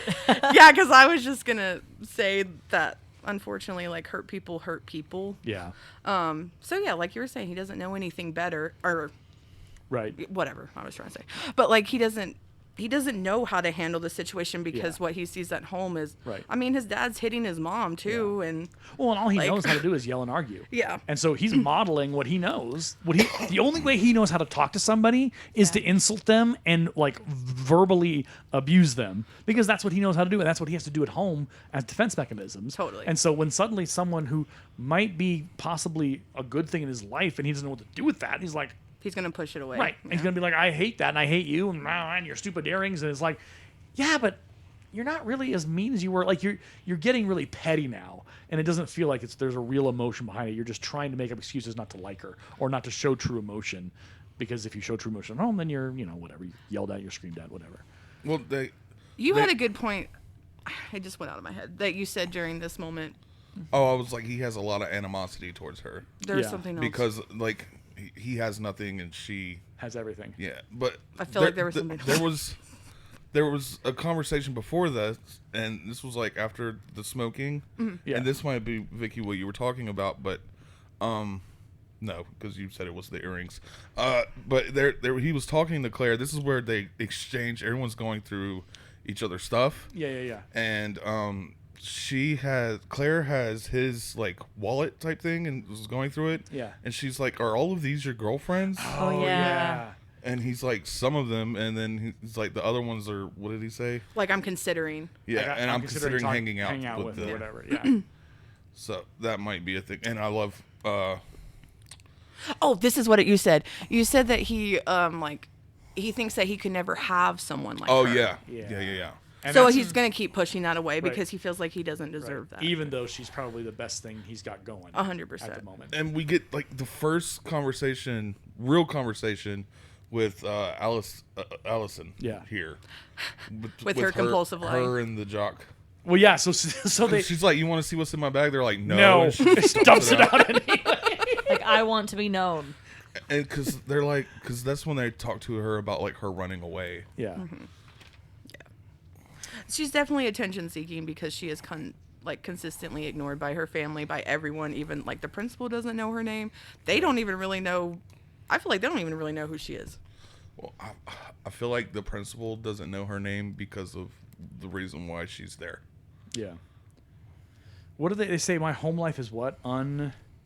Unsatisfying. Unsatisfying. Yeah. And I think they say like everyone's home life is unsatisfying. Like if it was satisfying, we wouldn't be here. Like that was a really kind of cool moment of like, as perfect as they may all seem, and we've kind of been talking about it as we've led up to this, is that they're all struggling. And it's interesting how the criticism of parenting comes back in this movie routinely, because it's always about like in every part of that family, the parents have a piece of this puzzle, a significant piece of this puzzle. Well, we are 100% influenced by our environment and Yeah. the people that we spend time with. Yeah. And I guess I might as well say it. There's a point where Andrew goes like, "My God, are we going to be just like our parents?" Right. Yeah. And I think, I don't know, I've definitely had that question when I was a teenager. I don't know if you guys, thought about that too. But Oh, just yeah. like, A lot. how am I going to be like as a parent when I Yeah. grow up? And Yeah. I try to give and take like things I liked about it, things I don't. And Aaron's also been real good about holding me accountable. So and again, this is not like I was very lucky with my family. Yeah. Like my parents stayed together. Like there was stuff that happened. Like there were anger issues early in our family, but my dad and got that figured out, and he went through the process of counseling and things, and came out on the other side of that. And I think a lot of what kind of was like little buttons on this is a lot of the anger in these families was, and this is part of, again, to pull back the curtain a little bit on my relationship, me and Vicky's relationship, but also the relationship we have with our foster daughter. I am not an anger guy, and I have, like, without question, I can tell you, I do have a temper. It was a lot worse 10, 15 years ago. I have come a long way in recognizing that and dealing with that. Because I don't like how it feels. It's that, like, and again, to swerve in and out of the counseling lane. There are certain people whose anger they enjoy. Like there is a certain amount of like, this feels good. I'm angry. Yeah, I'm yelling. Rah, and that feeds into that. I've never ever had that feeling because I'm like, I don't like this. It's uncomfortable. Yeah. But there's things about and other families that I've seen where that is a running theme. And so in our relationship, me and Vicki, and again, full clarity, full whatever confession, I've never like yelled at my wife. I've never been like, "Rah!" I've never had that loud sound because I don't want to be like the parents that I've seen where that's just that dynamic happens. And I'm just like, no, I don't want that legacy. And like even with our foster daughter, I won't raise my voice beyond a certain like, hey, that's not acceptable. Like, I mean, even when we're in conflict, like you won't stand up. yeah. Like if I'm standing up and internet in full confession, sometimes I feel like I egg you on a little bit when I shouldn't. But you never tower over me. Yep. I just kind of go, okay, what are we gonna do about that? Like I'm just like, And it's nice I can visually see you being like, I'm gonna hold in my temper, and you do. Yeah. So it's the thing you say. Yeah, you're absolutely influenced. I think if you're able to be self-reflective or self-aware enough to know when that pattern of behavior that you've learned through either family or friends or environment or wherever you've been the most in, the self-awareness is helpful to say, I don't want to do that again. I don't want to live. And I think a lot of what these characters are talking about is that's their struggle. Like they don't want to be like their parents. They don't want to do what has been done to them to create their quote unquote weirdness or who they are and why they're so broken. Each of them have pieces of them more or less that are broken and need significant work and help. And, the movie wraps it up in a nice bow in the end, but long-term wise, and again, as a counselor, they're going to need some more. There's going to need to be significant. Oh yeah, that was just the beginning. Yeah. Of the self-awareness. Right. Right. Sure. There's a lot more work to be done because they're going to have to go back into those homes. They're going to go back to those families, and this is the weekend, so it's going to be a Saturday, Sunday, and back to school on Monday, and they're going to be coming back out of that experience, having had a taste of what life could be like, and then going back into the rough stuff, and then coming back on Monday, which I think is interesting because they talk about it towards the end. They talk about, are we going to talk to each other on Monday? And it's not certain. They're like, I don't think I could with my friends. Like, you don't understand. This is the moment where, like, I kind of like, Claire, you're not being a nice person right now. She does. She loses some points. I think, just like fair to her, like she definitely was. She was being honest. I feel like that's where I'm at with Claire. Yeah. I'm like, she was being real. Yeah. but not that that's like okay. Yeah, you true. know. But this sparked like another major like argument between her and John. Yeah. Yeah. Well, and this is where the brain really tells his story. And Well, this is when they all say while they're in there, right? You're not Yes. quite. You guys getting close to it, I think. Andrew starts. Okay. Okay. So let's we briefly talked about Emilio and Allie, and he cares. He genuinely wants to know she's okay. Yeah. And he leans into her a little bit, and she says, "You just don't talk to me. Walk away." Yeah, I was at this time. I was like, she kind of mirrors John's response, like Yeah, from the so lunch true. scene. Yeah. Yeah. They're both abused. Yep. Hers is more emotional. His is more physical. Yeah. She's Right. afraid of getting hurt. It's like, well, I'm trying to open up to you guys, and all you're doing is making fun of all the stuff that I have that I just Right. poured out. Right. And then I just shared my soul of like feeling ignored and Yeah. wanting to run away and go Anywhere. to Africa, Afghanistan, wherever. Right. I love how like two of those places you don't really want to go to right now. Accurate. And even then, it Probably wouldn't- not even then. Because in Yeah. the '80s, Afghanistan was in the middle of the war with the Soviets, so it was a hot mess as it was. Yeah. But I think that just shows you how much she wants to get out. Yeah. Yeah. Well, and she's been ignored for so long that having someone suddenly show interest in her, she's like, "That's not what I want. That's not comfortable. That's weird. Yeah. That's not what I need. I don't know what to do with that." Or I wonder if she wonders if he's genuine. Like, Yeah. she's the wallflower. Yeah. He's a jock. Like, Me? Yeah. So in this, I wrote Allie flippin' Sheedy. She acts her butt off in this movie. There are so many moments just with her look and her eyes and her Yeah. expression and the emotion that's loaded. I was just like, this what's interesting, so she confesses that they ignore me at some point, and that hits Emilio's character hard. You can see him kind of just have this moment of realization of what that means for her, but he also understands like there's too much attention paid to him, and he's like almost like, I would love to be ignored. I think he even says that later on, that he would love to be ignored. Yeah. This is when she's sharing her little lipstick trick. They get into a fight, Right. and then Andrew tells his story of why he's there, like his whole story of why he's there. Yeah, he starts it. Because he told Allison a little bit, but he didn't tell her the whole truth. Right. It's actually worse. So let's talk through that. Counselor's Corner. Let's go. Oh, bro. Okay. So what he did was, actually it's one of Brian's friends.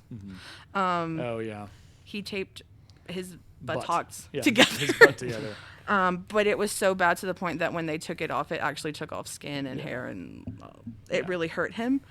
So he was definitely bullying him. But And what's really sad about it is, like, he did it because he felt like he would be cool to his dad for doing that. Yeah. And Because his dad does not accept any weakness. right, It's win, win, win. he's like, you have to be number one. You always have to win. But then he definitely shows some empathy. I think the guy's name's Larry that he did this to. Yeah. He's like, that had to be really humiliating to go home and having to tell your parents like what happened. Yeah. And I He mean, feels so bad. He doesn't know how to apologize, though. Yeah. but he does feel terrible. Like Yeah. as he's confessing this, and he's like, this was bad. Yeah. And the way that he describes it is worse than when it starts out. And kind of what you referred to is, it's not just like, oh, he just kind of taped him. It was, he held him down. He taped, like, it was, and his friends were cheering him on. And this, like you said, it levels up real quick. And as a viewer, as a watcher, you're just kind of, you think, oh, interesting. Okay, funny. Ha. Oh my God, this is awful. Like, it took skin off. Yeah. Well, and it's really bad because I don't remember when, but in the beginning he had mentioned that he gets treated differently because he is an athlete. Yeah. So like the fact that he only got That one day of detention, right, for actually physically assaulting someone in that manner. and Means bullying. I mean, right. Yeah. that's like some extreme, like what I would consider like hazing or Yeah. something. But yeah, so athletes definitely get treated. Yeah. Like he's still gonna get his scholarship to college Right. and like all those things, and this poor kid is gonna have to be humiliated forever Yeah. and hurt and pain. Yeah. So they share. Then Allison tells hers, right? Why she's Her there. little lie first about the shrink. Yeah, she tells a lie about the quote unquote shrink, Right. which is I felt for you. I'm like, oh no, not again. was really bad. And I would just say like guy therapists definitely get a bad rap, like a lot, Right. But she's basically using that story to mess with Claire about to make her tell the truth. about relationships. Yeah. Yeah. So what does she shares that allegedly, and it's not. She lies. She Yeah. lies about it. She later says that was a lie. I didn't do any of that. But she does it because she wants Claire to tell her story, and so she manipulates it, which is really mean. I feel bad. This is another point where honestly, I feel really bad for Well, Claire. I think so. Here's the thing: none of these characters like are good in this movie. They end up better. Like we end up getting a pretty good resolution, but none of them are nice to each other. Yeah, honestly, There's- Brian's the nicest of the five. Yeah, that's yeah. Well, and because I don't think he knows how to be mean though. And it's similar to like he's kind of like, well, I'm just the nerd. Like I go to clubs and activities and okay. But he does pop off on Claire. He's like, oh, what does he say? You're Oh, conceited. you're conceited, yeah. But I think that has the truth more because she's like, oh, with you people or whatever, and he's like, you are so conceited. Oh yeah, that's when they're talking like if they'll hang out on Monday. Yeah, or, Yeah, that was the my point. friends won't know what to do with you or whatever, and he's like, you're so. She's like, but it's the truth, and he's like, yeah, but no. Yeah, like because you guys look up to us, and it's like, what? Yeah, that's where Yeah, that's that where, was the point where he was just like, okay. Yeah. he'd had enough. Allison also says that she's in detention because she wants to be.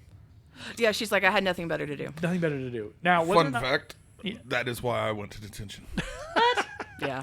All my friends were in detention, and I didn't want to go to class without my friends, so I went and hung In out school. in detention. Interesting. suspension, yeah. Okay, well there you go. There's some So insight. ISS. Yeah. in school suspension. For like Oh, Phil chose. So in he school didn't need to be there, but I was in there for freaking being a minute late to class, and anyway, ridiculous. so dumb. But that's when Yeah. Brian's story, I feel like, is almost the worst. Brian's is, And it makes me cry every time. I wasn't expecting it. Yeah.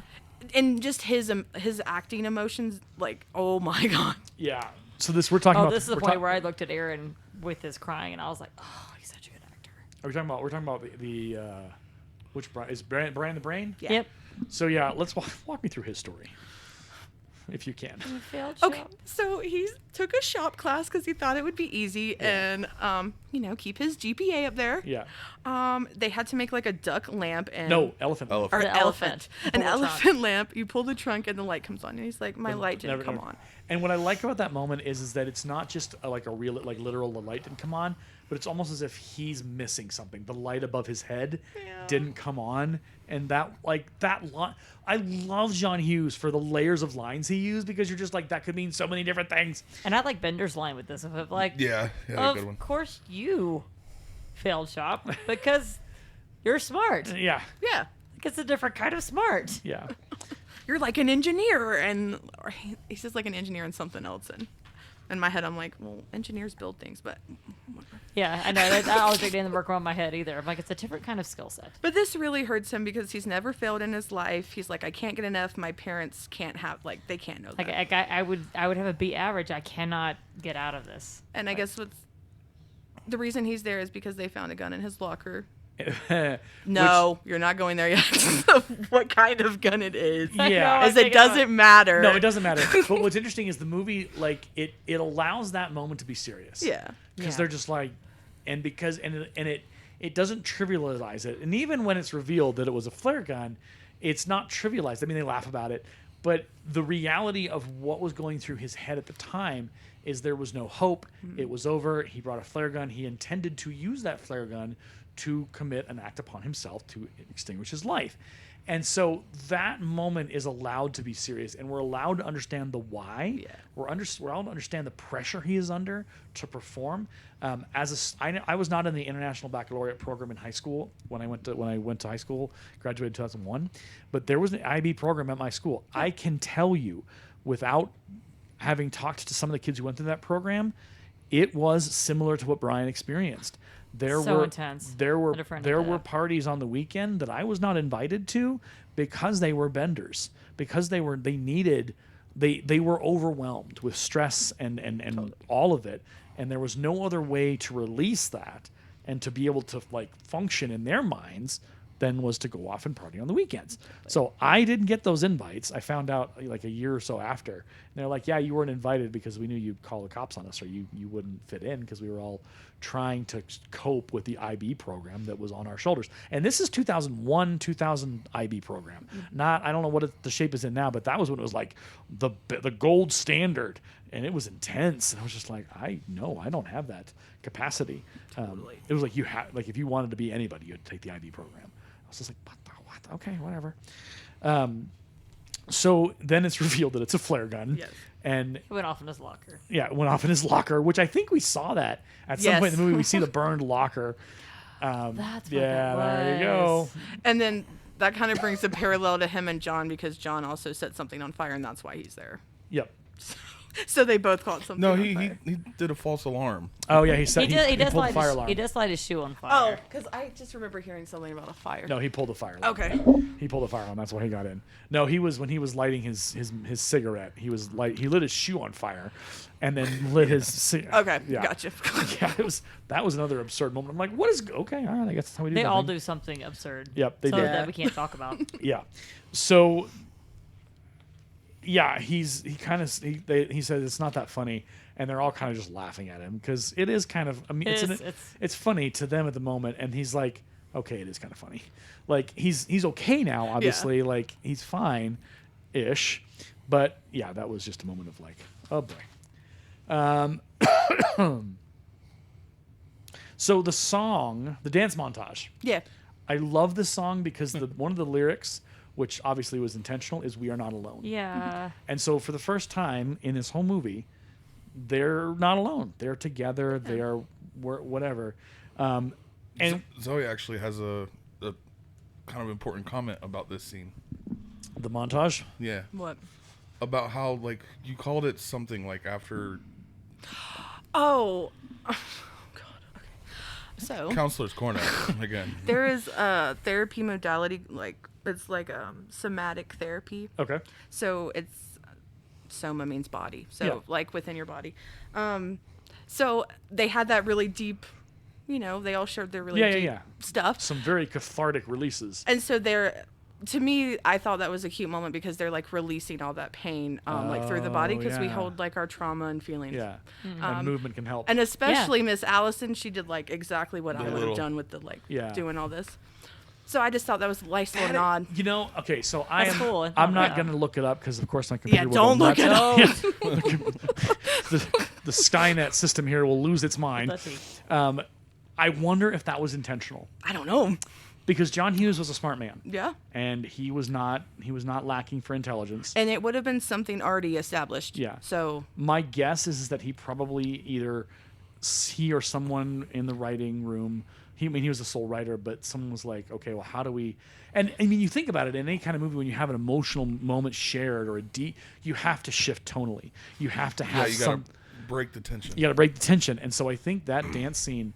And that's, again, when you watch an 80s movie montage or anything about the 80s, this dance scene is routinely, almost obligatory in showing up in the 80s montages. Yeah. Because it's cool. totally. And it's I love they start off separately doing their own styles and then they join together. Yeah. And they're more of a group and stuff like that. And I A think unit. it's almost also a release for us Yeah. because I mean, That was intense. like I was Yeah. saying, I was literally like bawling. Yeah. And then I'm like, okay, I need this little dance moment. Right. To like. And it allows you to kind of process a little easier. So I think to your point, I think probably John Hughes was at least either aware of it or used it as a natural process in the film to Yeah. be like, we need it. But I like how you connected that. I really appreciate because that and for those of you listening out there, obviously, and who have listened before to episodes, Zoe is a licensed school counselor. She is a part of our school staff at our alternative licensure school or alternative education campus. You can get a an whole alternative different program You can get an that I've alternative- done. Yeah, you Get can my do the teaching alternative license. licensure. Yes.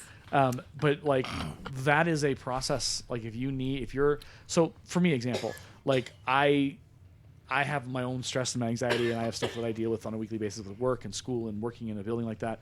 And so before the school year started, I was able to get in like 5 to 10 to 12 miles a day for a couple of days. Yeah. So I came into school Biking. I don't know if you said you bike, right? riding my bike.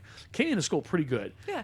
And then I didn't ride my bike for a week and a half, and I was feeling it. Like I was I was worried oh about you a boy. little bit. So I think Thursday night I was supposed to do something, but it got canceled. So I was able to go out at like 5:30 Yeah. and like ride for like a full hour, and like I came in on Friday, and it was like, okay, I'm ready. It was Liz was in the room on 5th hour, and I'd had some tea already, some black tea that she gave me.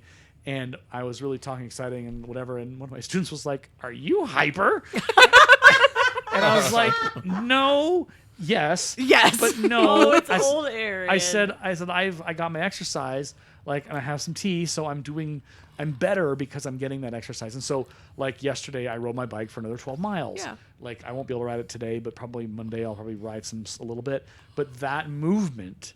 Even again, to swerve in and out of counselor's lane. We're not calling it a corner anymore. It's a lane. You have a dedicated counselor's lane. Okay. Either the right you choose right or left side of the road. It's a 3-lane highway. You get whatever side you want. Right down the middle. Yeah, okay, perfect. You're the middle lane. That's where most people need to be anyway. Yes. Everyone needs some counseling in their life. Would even regular exercise is a helpful thing to 100%. make you help balance you out. Like when you were talking about that, I'm excited for our trip Labor Day so we can go hiking because that's where Yes. I feel most connected and Yeah. my self-care too. Getting out, getting out of town, getting into the mountains, Nature and running's a big thing for me. Absolutely. But in particular, Aaron remembers this vividly. There was a trip that we took where I wasn't able to run because we were driving through blizzards. Yeah. And it was very stressful. And Aaron was talking to me about he would be accountable, and he's just like, I'm not very happy. Yeah. Like you need to run. And when I started running, and it was like the next day, like we're in the car and I'm like dancing to the music, and I looked at him, I'm like, I feel like me again, and he just kind of smiled. And it's like, I guess good to have you back. Yeah. Well, it's like with me. I mean, mine's not as like was looked as well upon as biking or Right. running or hiking. Right. But like if I don't get to play like my game for a little bit every day, I don't feel good. Yeah. Well, it's the same thing with me with writing. Like I have to write creatively at least 15 to 20 minutes minimum a day. If I don't write something, I feel like I'm missing a part of me. Yeah. And so between the writing and the exercise, it's like this is now my reality, where I feel good. Like riding that bike, I have no feeling that I can compare it to in 42 years of life of what it feels to just ride down county roads in Fort Morgan. Yeah, we were talking, and we realized the way that you feel when you get in that mode is the way I feel when I run. Yeah. That was kind of a cool moment of being like, oh.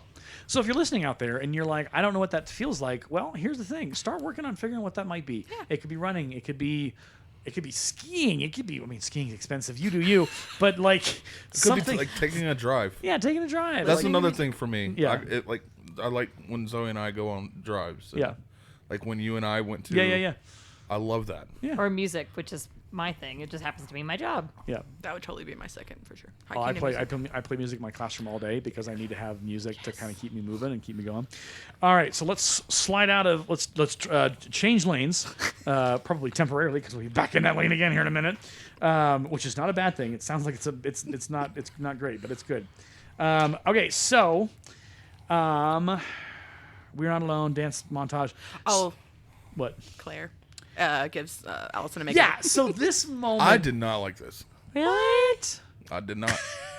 I'm Okay. like, you don't need to change her. Well, I loved her the way she was. Don't go doll her up like that. well, there's also, I think I was Phil has feelings. He was really upset. Okay. I was. Okay. Yeah. All right. Because to me, it was like you're taking away her identity. I want to play devil's advocate for a second. Okay. Speaking as the mom in the room, Yes. like Allison's been through neglect, like her hair's in her eyes. Yeah.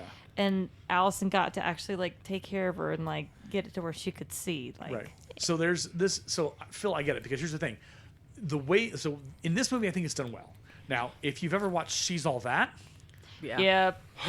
so here's this. Let her have her bushy eyebrows. Well, the trope is, oh, the ugly duckling turned into the beautiful girl. Here's the problem. taking off her glasses. Right. Here's the thing about She's All That. She was already like there was nothing like and there's nothing wrong with Ali Sheedy in this movie, but like they didn't do enough to like.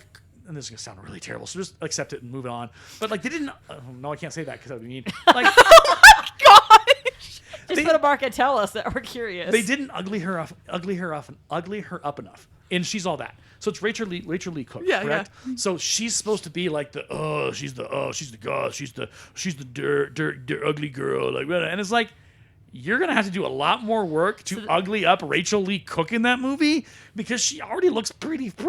Yeah. And you just put a hood on her or a hat on her, and then that whole movie makes me angry.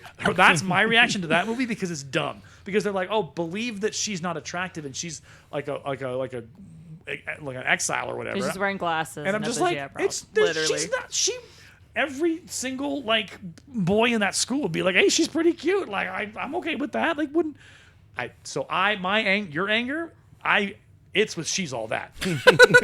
So Tan's I love that you agree about that. It makes me parallel. so happy. We It's agree. great.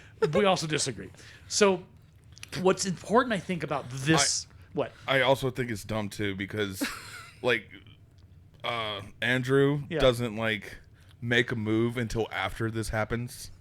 Yeah, but He shows, But I think it's interest in slowly her. building. He shows interest, but after he sees her like that, he's Yeah. like, "Oh, let me kiss your face now." right. But I think it's cute because first she looks at Brian. Yeah. And he's like you know. And she says thank you. Yeah, and she thanks So here's the him. thing. Well, I want to go on record by saying kind of our Aaron and I's love story, like they're interested in friends, but then there was a certain party where I wore a certain dress, Yeah. and that is when you made a move. Yeah. So I mean, that's fair. So here's the thing. You dog. A girl wears a nice dress and I say hi. Hey, I don't. I mean, Apparently I'm not going to get markered again. Okay. Yeah, once was enough. We've all Once had was our too marks. So many. I have. Here's the thing, though. Here's what's funny about that. I have never in my life been called a dog or like, oh, you dog, oh, you scoundrel. That's never been like a thing. Like, I'm like, okay. Well, It's popular slang nowadays. Oh my god. It is. Okay.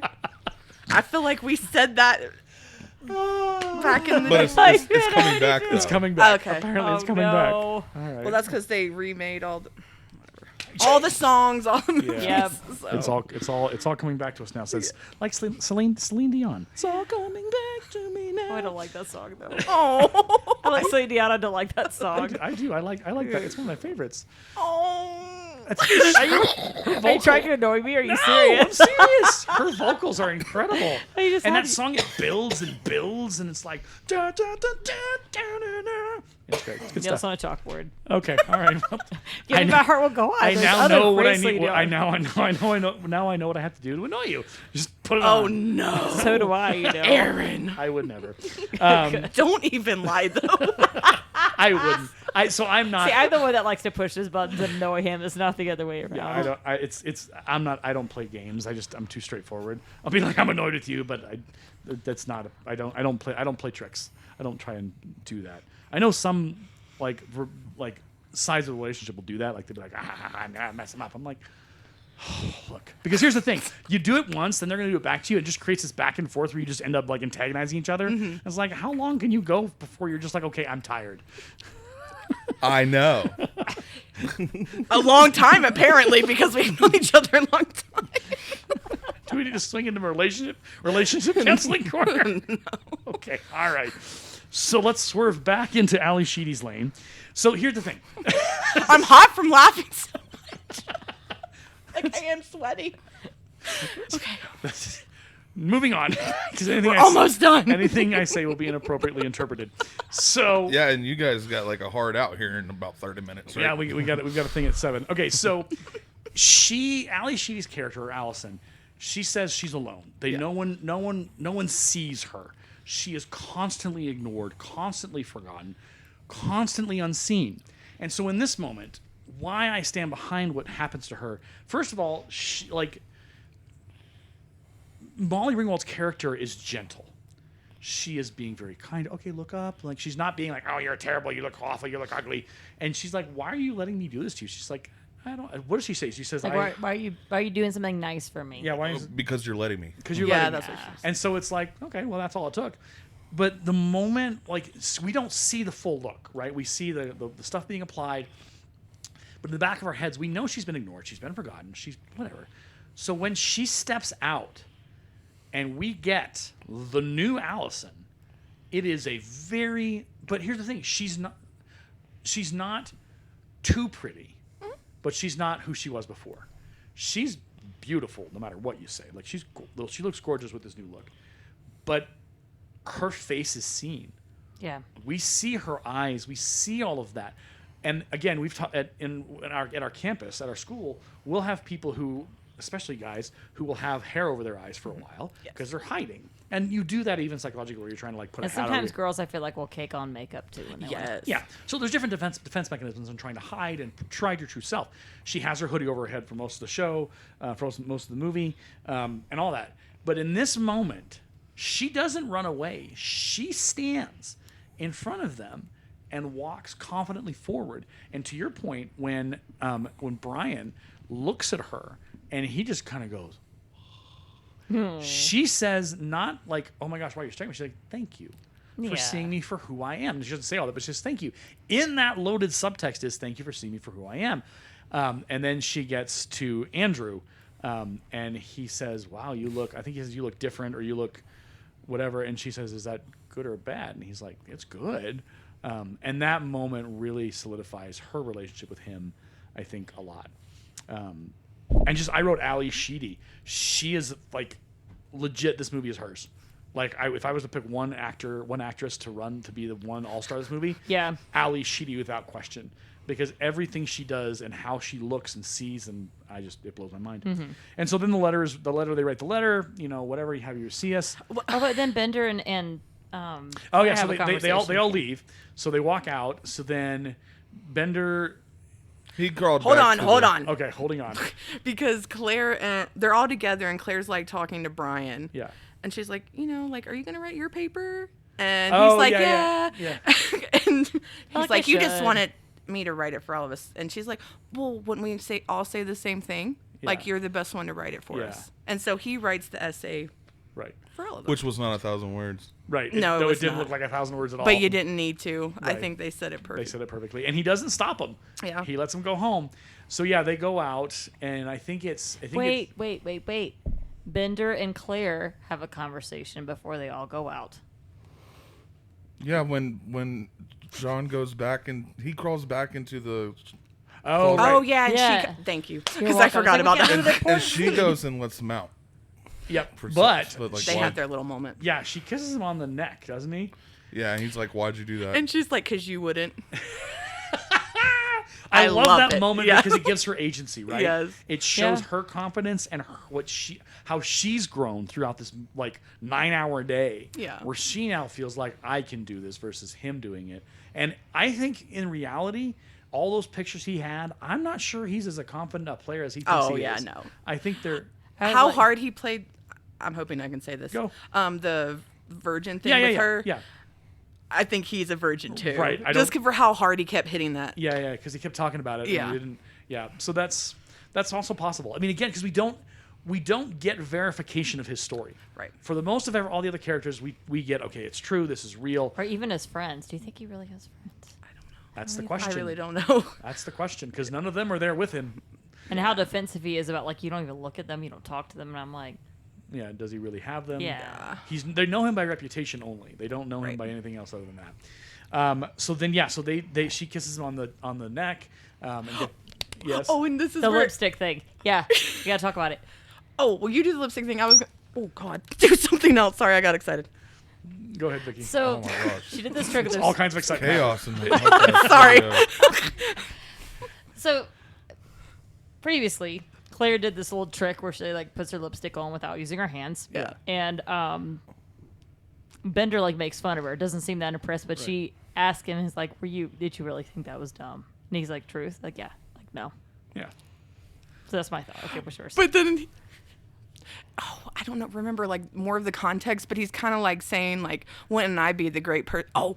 Because of her Yeah. parents, he's Yeah. like, "Wouldn't I be the great thing to fight over it?" Like, Yeah. have them fight over. And he kisses her out in front of them. Yeah, and she gives him the diamond Yep. earring. Yep. Yeah. Yeah. That he puts it in. He puts it in his ear. So she gets in the car. There's not really a discussion as they drive off. And then our Jock and Allison. they have their little they kissing kiss. moment. And Yeah, what's interesting is sweet she kiss. gets in her car, he gets in his, and Dad kind of looks at him, doesn't say anything, Yeah. and it's just kind of like, what just happened to my guy? Okay, moving on. Like, Yeah. we're on. But he's kind of like, okay, something's going on, because obviously his son hasn't been dating anybody, Right. And so he's like, oh, my son's maybe got some game going on. Okay, interesting. So they all drive off, and then We have our iconic. I kind of fist to the, and so yeah, that's Judd Apatow, and he's kind of walking, and he has the ring, and don't you forget about me, and so yeah, and that's the end. That is the end. That is the Breakfast Club. Which apparently there is a Breakfast Club podcast now. Oh really? Yeah, it's Charlemagne. It's hip hop based, Okay. and Okay. yeah, Okay. Well, Just throwing it out there. somebody else had nothing, totally unrelated to this movie. Yeah, like it. Yeah. Oh, it's just called the Breakfast But Club. when we were looking it up on YouTube, we found the podcast and we're like, what? What? That's weird. Yeah. But yeah. Okay. That's fair So enough. I knew that would happen anyways because I've heard of the podcast before. Oh, okay. Right. Well, there we have it. I guess we'll talk about how do we want to rate this one. I have a feeling we're all going to be pretty united on this one. I think so. We'll start with Phil. 9. 9. Okay. Why a Why a 9? 9? She was more accusing than I was, to be clear. Because to me, it's not a perfect movie. Like it's not like it's great. It's very perfect for like psychology and stuff like that, which is why I'm sure they made you study it and write a paper on it. Yeah, I couldn't find it because I was going to bring that. And I don't really remember what I wrote either. So Okay. That's I fair. just I'm getting tired of the cliche endings where every we didn't need everyone to have a girlfriend at the end of the movie. Oh, Brian didn't get a girlfriend. Yeah. He wrote a Well, paper. that makes it worse. And he did the homework. Hey, he's always gotten the girl. Come on. Yeah, it's the one movie he didn't get the girl. Yeah. He And he had Claire braces. were like dating in real life during the filming of this movie. Yeah. If that helps. Cool. All right. Still a Still a 9. 9. Okay. All right. Vicki, what do you think? Like 10. Yeah. 10 out of 10. Yeah. I would say 10 out. Here's the thing. Why 10 is this reminding me, sorry, of Godzilla -1 a little bit. A little bit. A little This is a bit. relationship thing still. So, it's one of those movies that I think as a high schooler, you watch it and you take stuff out of it, but then you watch it as an adult and you take so much more. Yeah. Because you reflect on your own life and the life you've led and the experiences and relationships you've had, and it means it hits different, to borrow that phrase. And I think that's good. Like, you want a movie to change as you watch it over time. Yes. I think it's really, I don't know, deeper for me on a Okay. on a level, just because like I had a group of friends that we literally would have breakfast every Saturday together, Oh, okay. and we did kind of call each other the Breakfast Club? Club. Okay. So, oh my God, why am I crying? So I don't know. I just thought of that, and I was like, wow, that's probably why I have such like a deep connection Yeah. to it. Well, and I think everyone has, like, Phil's movie is Grave of the Fireflies, which, good mention. If you're listening to the Oh, program. yeah. Thank you for. You're welcome. Yes, good I'm call. here to I help. would've forgot. I remembered it for once. September 16th. Yep, it's going to be on Breaking Netflix. It's coming back into the world of publishing. Yay. So I'm sure that it'll be pirated beyond belief at that point. So there'll be all kinds of Watch it while you can. Yeah. Watch it. Go on to your Netflix September what? 16th. September 16th. That's not far. Grave of the Fireflies. It is an absolute must-watch. Yes. If you're listening to this podcast right now and you're like, oh, I don't know, go back and listen to our podcast about it if you want to get spoiled, but you need to put it on your list for September 16th, like 6 a.m. when it goes online. You call in sick to work and be like, I can't come in. I got to watch Grave of the Fireflies. No, Karen. don't. Do not lose your I job. love the movie and I don't recommend that. Well, I had to be extreme in my recommendation. But when you It's get... like the kids saying, "Are you hyper?" No, I'm passionate about these things. Yes. Honestly, I'll probably rewatch it. It's a good movie. It's worth it. And definitely watching on Netflix will be a different experience. Yeah. So yeah, it's... Ooh, is it dubbed? Ooh, that's a I question. know. We'll find out September 16th. Okay. We'll have an update when it hits. So yeah, this movie is just classic. It's a good, like, you can't, and yes, 9 out of 10 because of everyone. But here's the thing: in the 80s, I think the 80s set that precedence for movies to end up with everyone happy, and I think that's, yeah. So that I mean, there's nothing wrong with it. It's just, Yeah. it's just kind of like right. It's a self-contained cliche. story. Yeah, But you also got to think of how tortured and like their lives weren't that great before, and then now they get to have this wonderful. right. And you also needed to think that this was my first time seeing it. Okay. Phil's defending his 9.0. Because I was getting excited through the whole thing, like telling them things. You were and, like, spoiling a lot of it for me. Oh, you're not gonna like this guy. Oh, but wait till this happens. So in Phil's defense, this is not telling tales out of school, I don't think too much. But Vicki, sometimes you will comment as things are happening on the screen, Yeah. and so Phil, I share sort of a parallel struggle with you. It's a girl thing. I guess. Yeah, I think it probably is, because and oftentimes, sometimes, like very rarely in a movie you do it, but I'm just like, quiet, stop talking. I know. I figure if you don't tell me, it's not bugging you too Yeah, much. I won't answer. I'm like, I'm watching that movie. Leave me alone. Well, like I'll make a comment about something, and Zoe will be like, "No, just wait." And here's the thing: I've known her long enough that I know that tone. I know exactly how that At sounds. one point, I asked her. I was like, "You just want to tell me the movie?" I mean, I could. But She's like, well, how much time we got? What's funny about Aaron is he likes spoilers. He doesn't. yeah, Like, I'll- you don't like to be surprised. So Yeah. you're like, please just tell me what happens. Yeah. And he actually wants to know. I'm well, like, he "All right, annoys me well." because he kept getting up every 5 seconds. I'm like, tell me what happened. And he couldn't. And I was like, That was one time. No, that was multiple times. You're peeking in the mic. I'm sorry. We've suddenly shifted to ASMR. Thanks. Yeah. Oh no. No. That was uncomfortable immediately. I regret everything I just said. You had to have your one moment. That's the start and the finish of ASMR. Change the subject and talk Nerds about by what movie Screenlight. we're doing next. Yeah, what movie? Not Nerds by ASMR. Screenlight. No. I can do the voice too. It's Aaron and Phil ASMR time. Yeah. Need something to throw. Accurate. There you go. Okay, don't. If you hit something and No, it breaks, Don't do it. Don't keep doing the voice. No violence. You won't be tempted. Don't choose- It's just a pillow. Don't choose violence today. All right. Speaking of not violence, okay. So the movie that I would recommend to us watch, because it is one of my, I almost want to say it's a 10 out of 10 because I love it so much. Yeah. But it's Pretty in Pink. Okay, Have you ever seen Pretty in Pink? I have. Okay. have not. Do you not want Pretty in Pink? I'll rewatch it. Okay. Is I've it- only watched it once, and I felt like it wasn't her best, but I will watch it again. So it's Molly Ringwald. Yeah. And it's John Cryer, a very young John Cryer. And then it's not Anthony Michael Hall. It's who's the guy in James Spader, of all people, a very young James Yes. Spader. And it's a weird little movie. It is, yes. Because it swerves. Yes. Because John Cryer is supposed to be the love interest, and we think that he's going to get the girl, but he doesn't. He gets a girl in the end, but Molly Ringwald and James Spader actually are the ones that get together. I'm curious. Well, you might not know this, but did it come out after The Breakfast Club? Probably. Because honestly, I get that vibe from her in this movie, like a little bit. With her Yeah, little- so I could actually probably tell you. I've never seen Pretty in Pink, so that'd be different. But it's been a long time, so I will give it another chance. Pretty in Pink is 1986. Okay. Breakfast Club is 1985. Okay, so it is the next one. And I don't think. I'm trying to figure out who the director of Pretty in Pink was. Oh, Howard Deutsch, I think is who it was. So it wasn't John Hughes, interestingly enough. Okay. Annie Potts is in this movie as well. She plays the friend. Okay, well, we might do Pretty in Pink. Zoe's reaction. It's been a long time, I so. thought you were going to say Ferris Bueller's Day Off. Me too, actually. Here's the thing about Ferris Bueller's Day Off.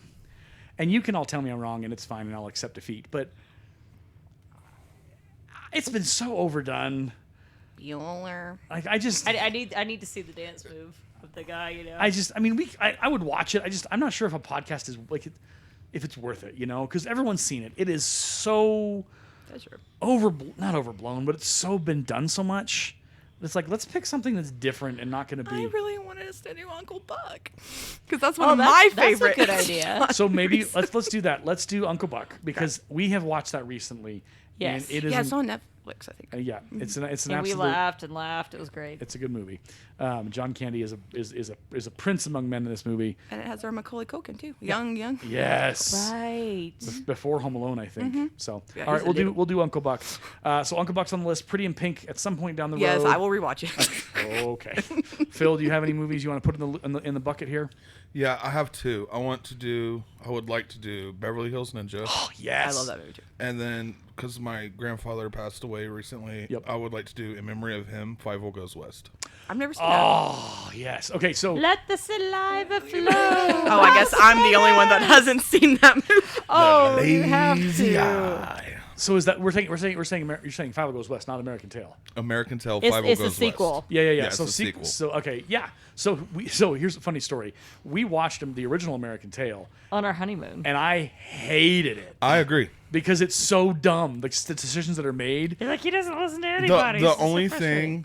thing that I like about that movie is the Somewhere Out There song. Yeah, and there's Yeah. no cats in America. And yeah, and it's also, the Somewhere Out There is also in 50 Goes West. Yeah. Oh, okay. Mm-hmm. I would be down for Five Goes West. I actually have the soundtrack on Spotify that I put it on my love playlist. 'cause That's I like it so right. much. Okay. So anybody any other movies you need to put in the hopper? So yeah, Beverly Hills Ninja, 50 Yep. Goes West, Yep. Pretty in Pink, Yep. Uncle Buck. Uncle Buck. Uncle Buck. So he's very firm. We're doing that one next, right? Yep. Uncle Buck. Uncle Buck is next week. Okay. At some point, we need to put Tommy Boy and Black Sheep in the Tommy mix. Boy. Oh, that laugh is scary. It's David Spade and Chris Farley both in those movies. Oh, no, I'm scary. Have you And- seen this? Yes. Oh, so which one is? So Tommy Boy is where he's on the road trying to sell brake pads, right? I think so. Yeah. Tommy Boy. I think Tommy Boy's better than Black Sheep. I What should about have Blues known. Brothers, Aaron? Wow. We haven't done Blues Brothers. I should have known that you would have picked an animated movie. Yeah. Five Goes West. Okay, so the story about 50 Goes West. It's great. No, it's good. When I was really little, I mean tiny, Yeah. I used to fall asleep watching this movie at my grandparents' house, Okay. laying on my grandfather's tummy. Aw. His whole tummy was my bed, Aw. and my grandma would scratch my back. Aw.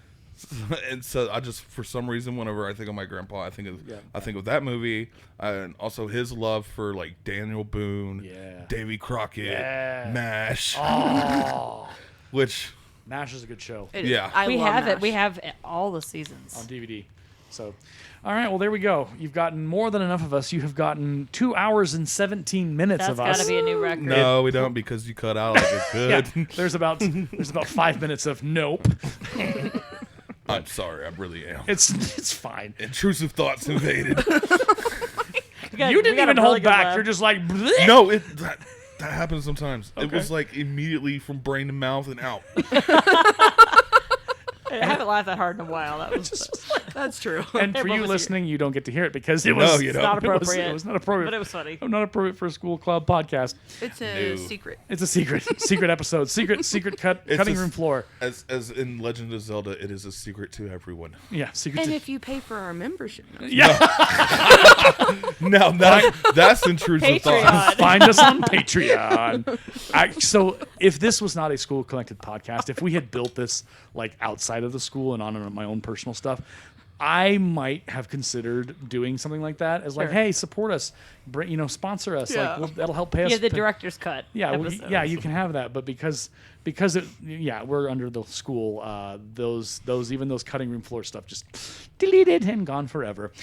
Maybe someday in the 20 years after this is all, we'll revisit it when we're all retired and not working in the school district, which probably be 30 years for us, right? More or less. at least. 40 years, and by that point, who knows if podcasts will exist?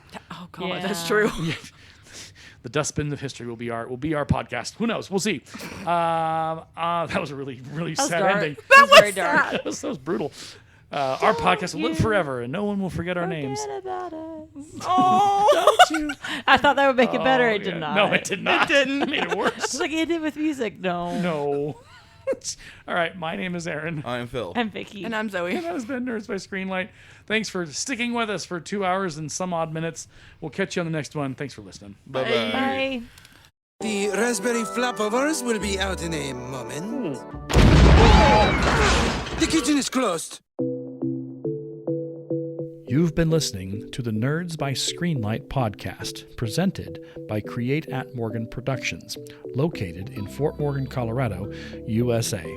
For more information on our production house, other podcasts hosted here, and further details, please visit www.createatmorgan.org. You can find us on Twitter at the handle CreateAtMorgan. Create at Morgan is a school club at Lincoln High School, our alternative education campus in Morgan County. Our sponsor is Aaron DeLay, a language arts teacher at Lincoln. Send any feedback to adelayedteacher@gmail.com. Thank you for listening to our podcast.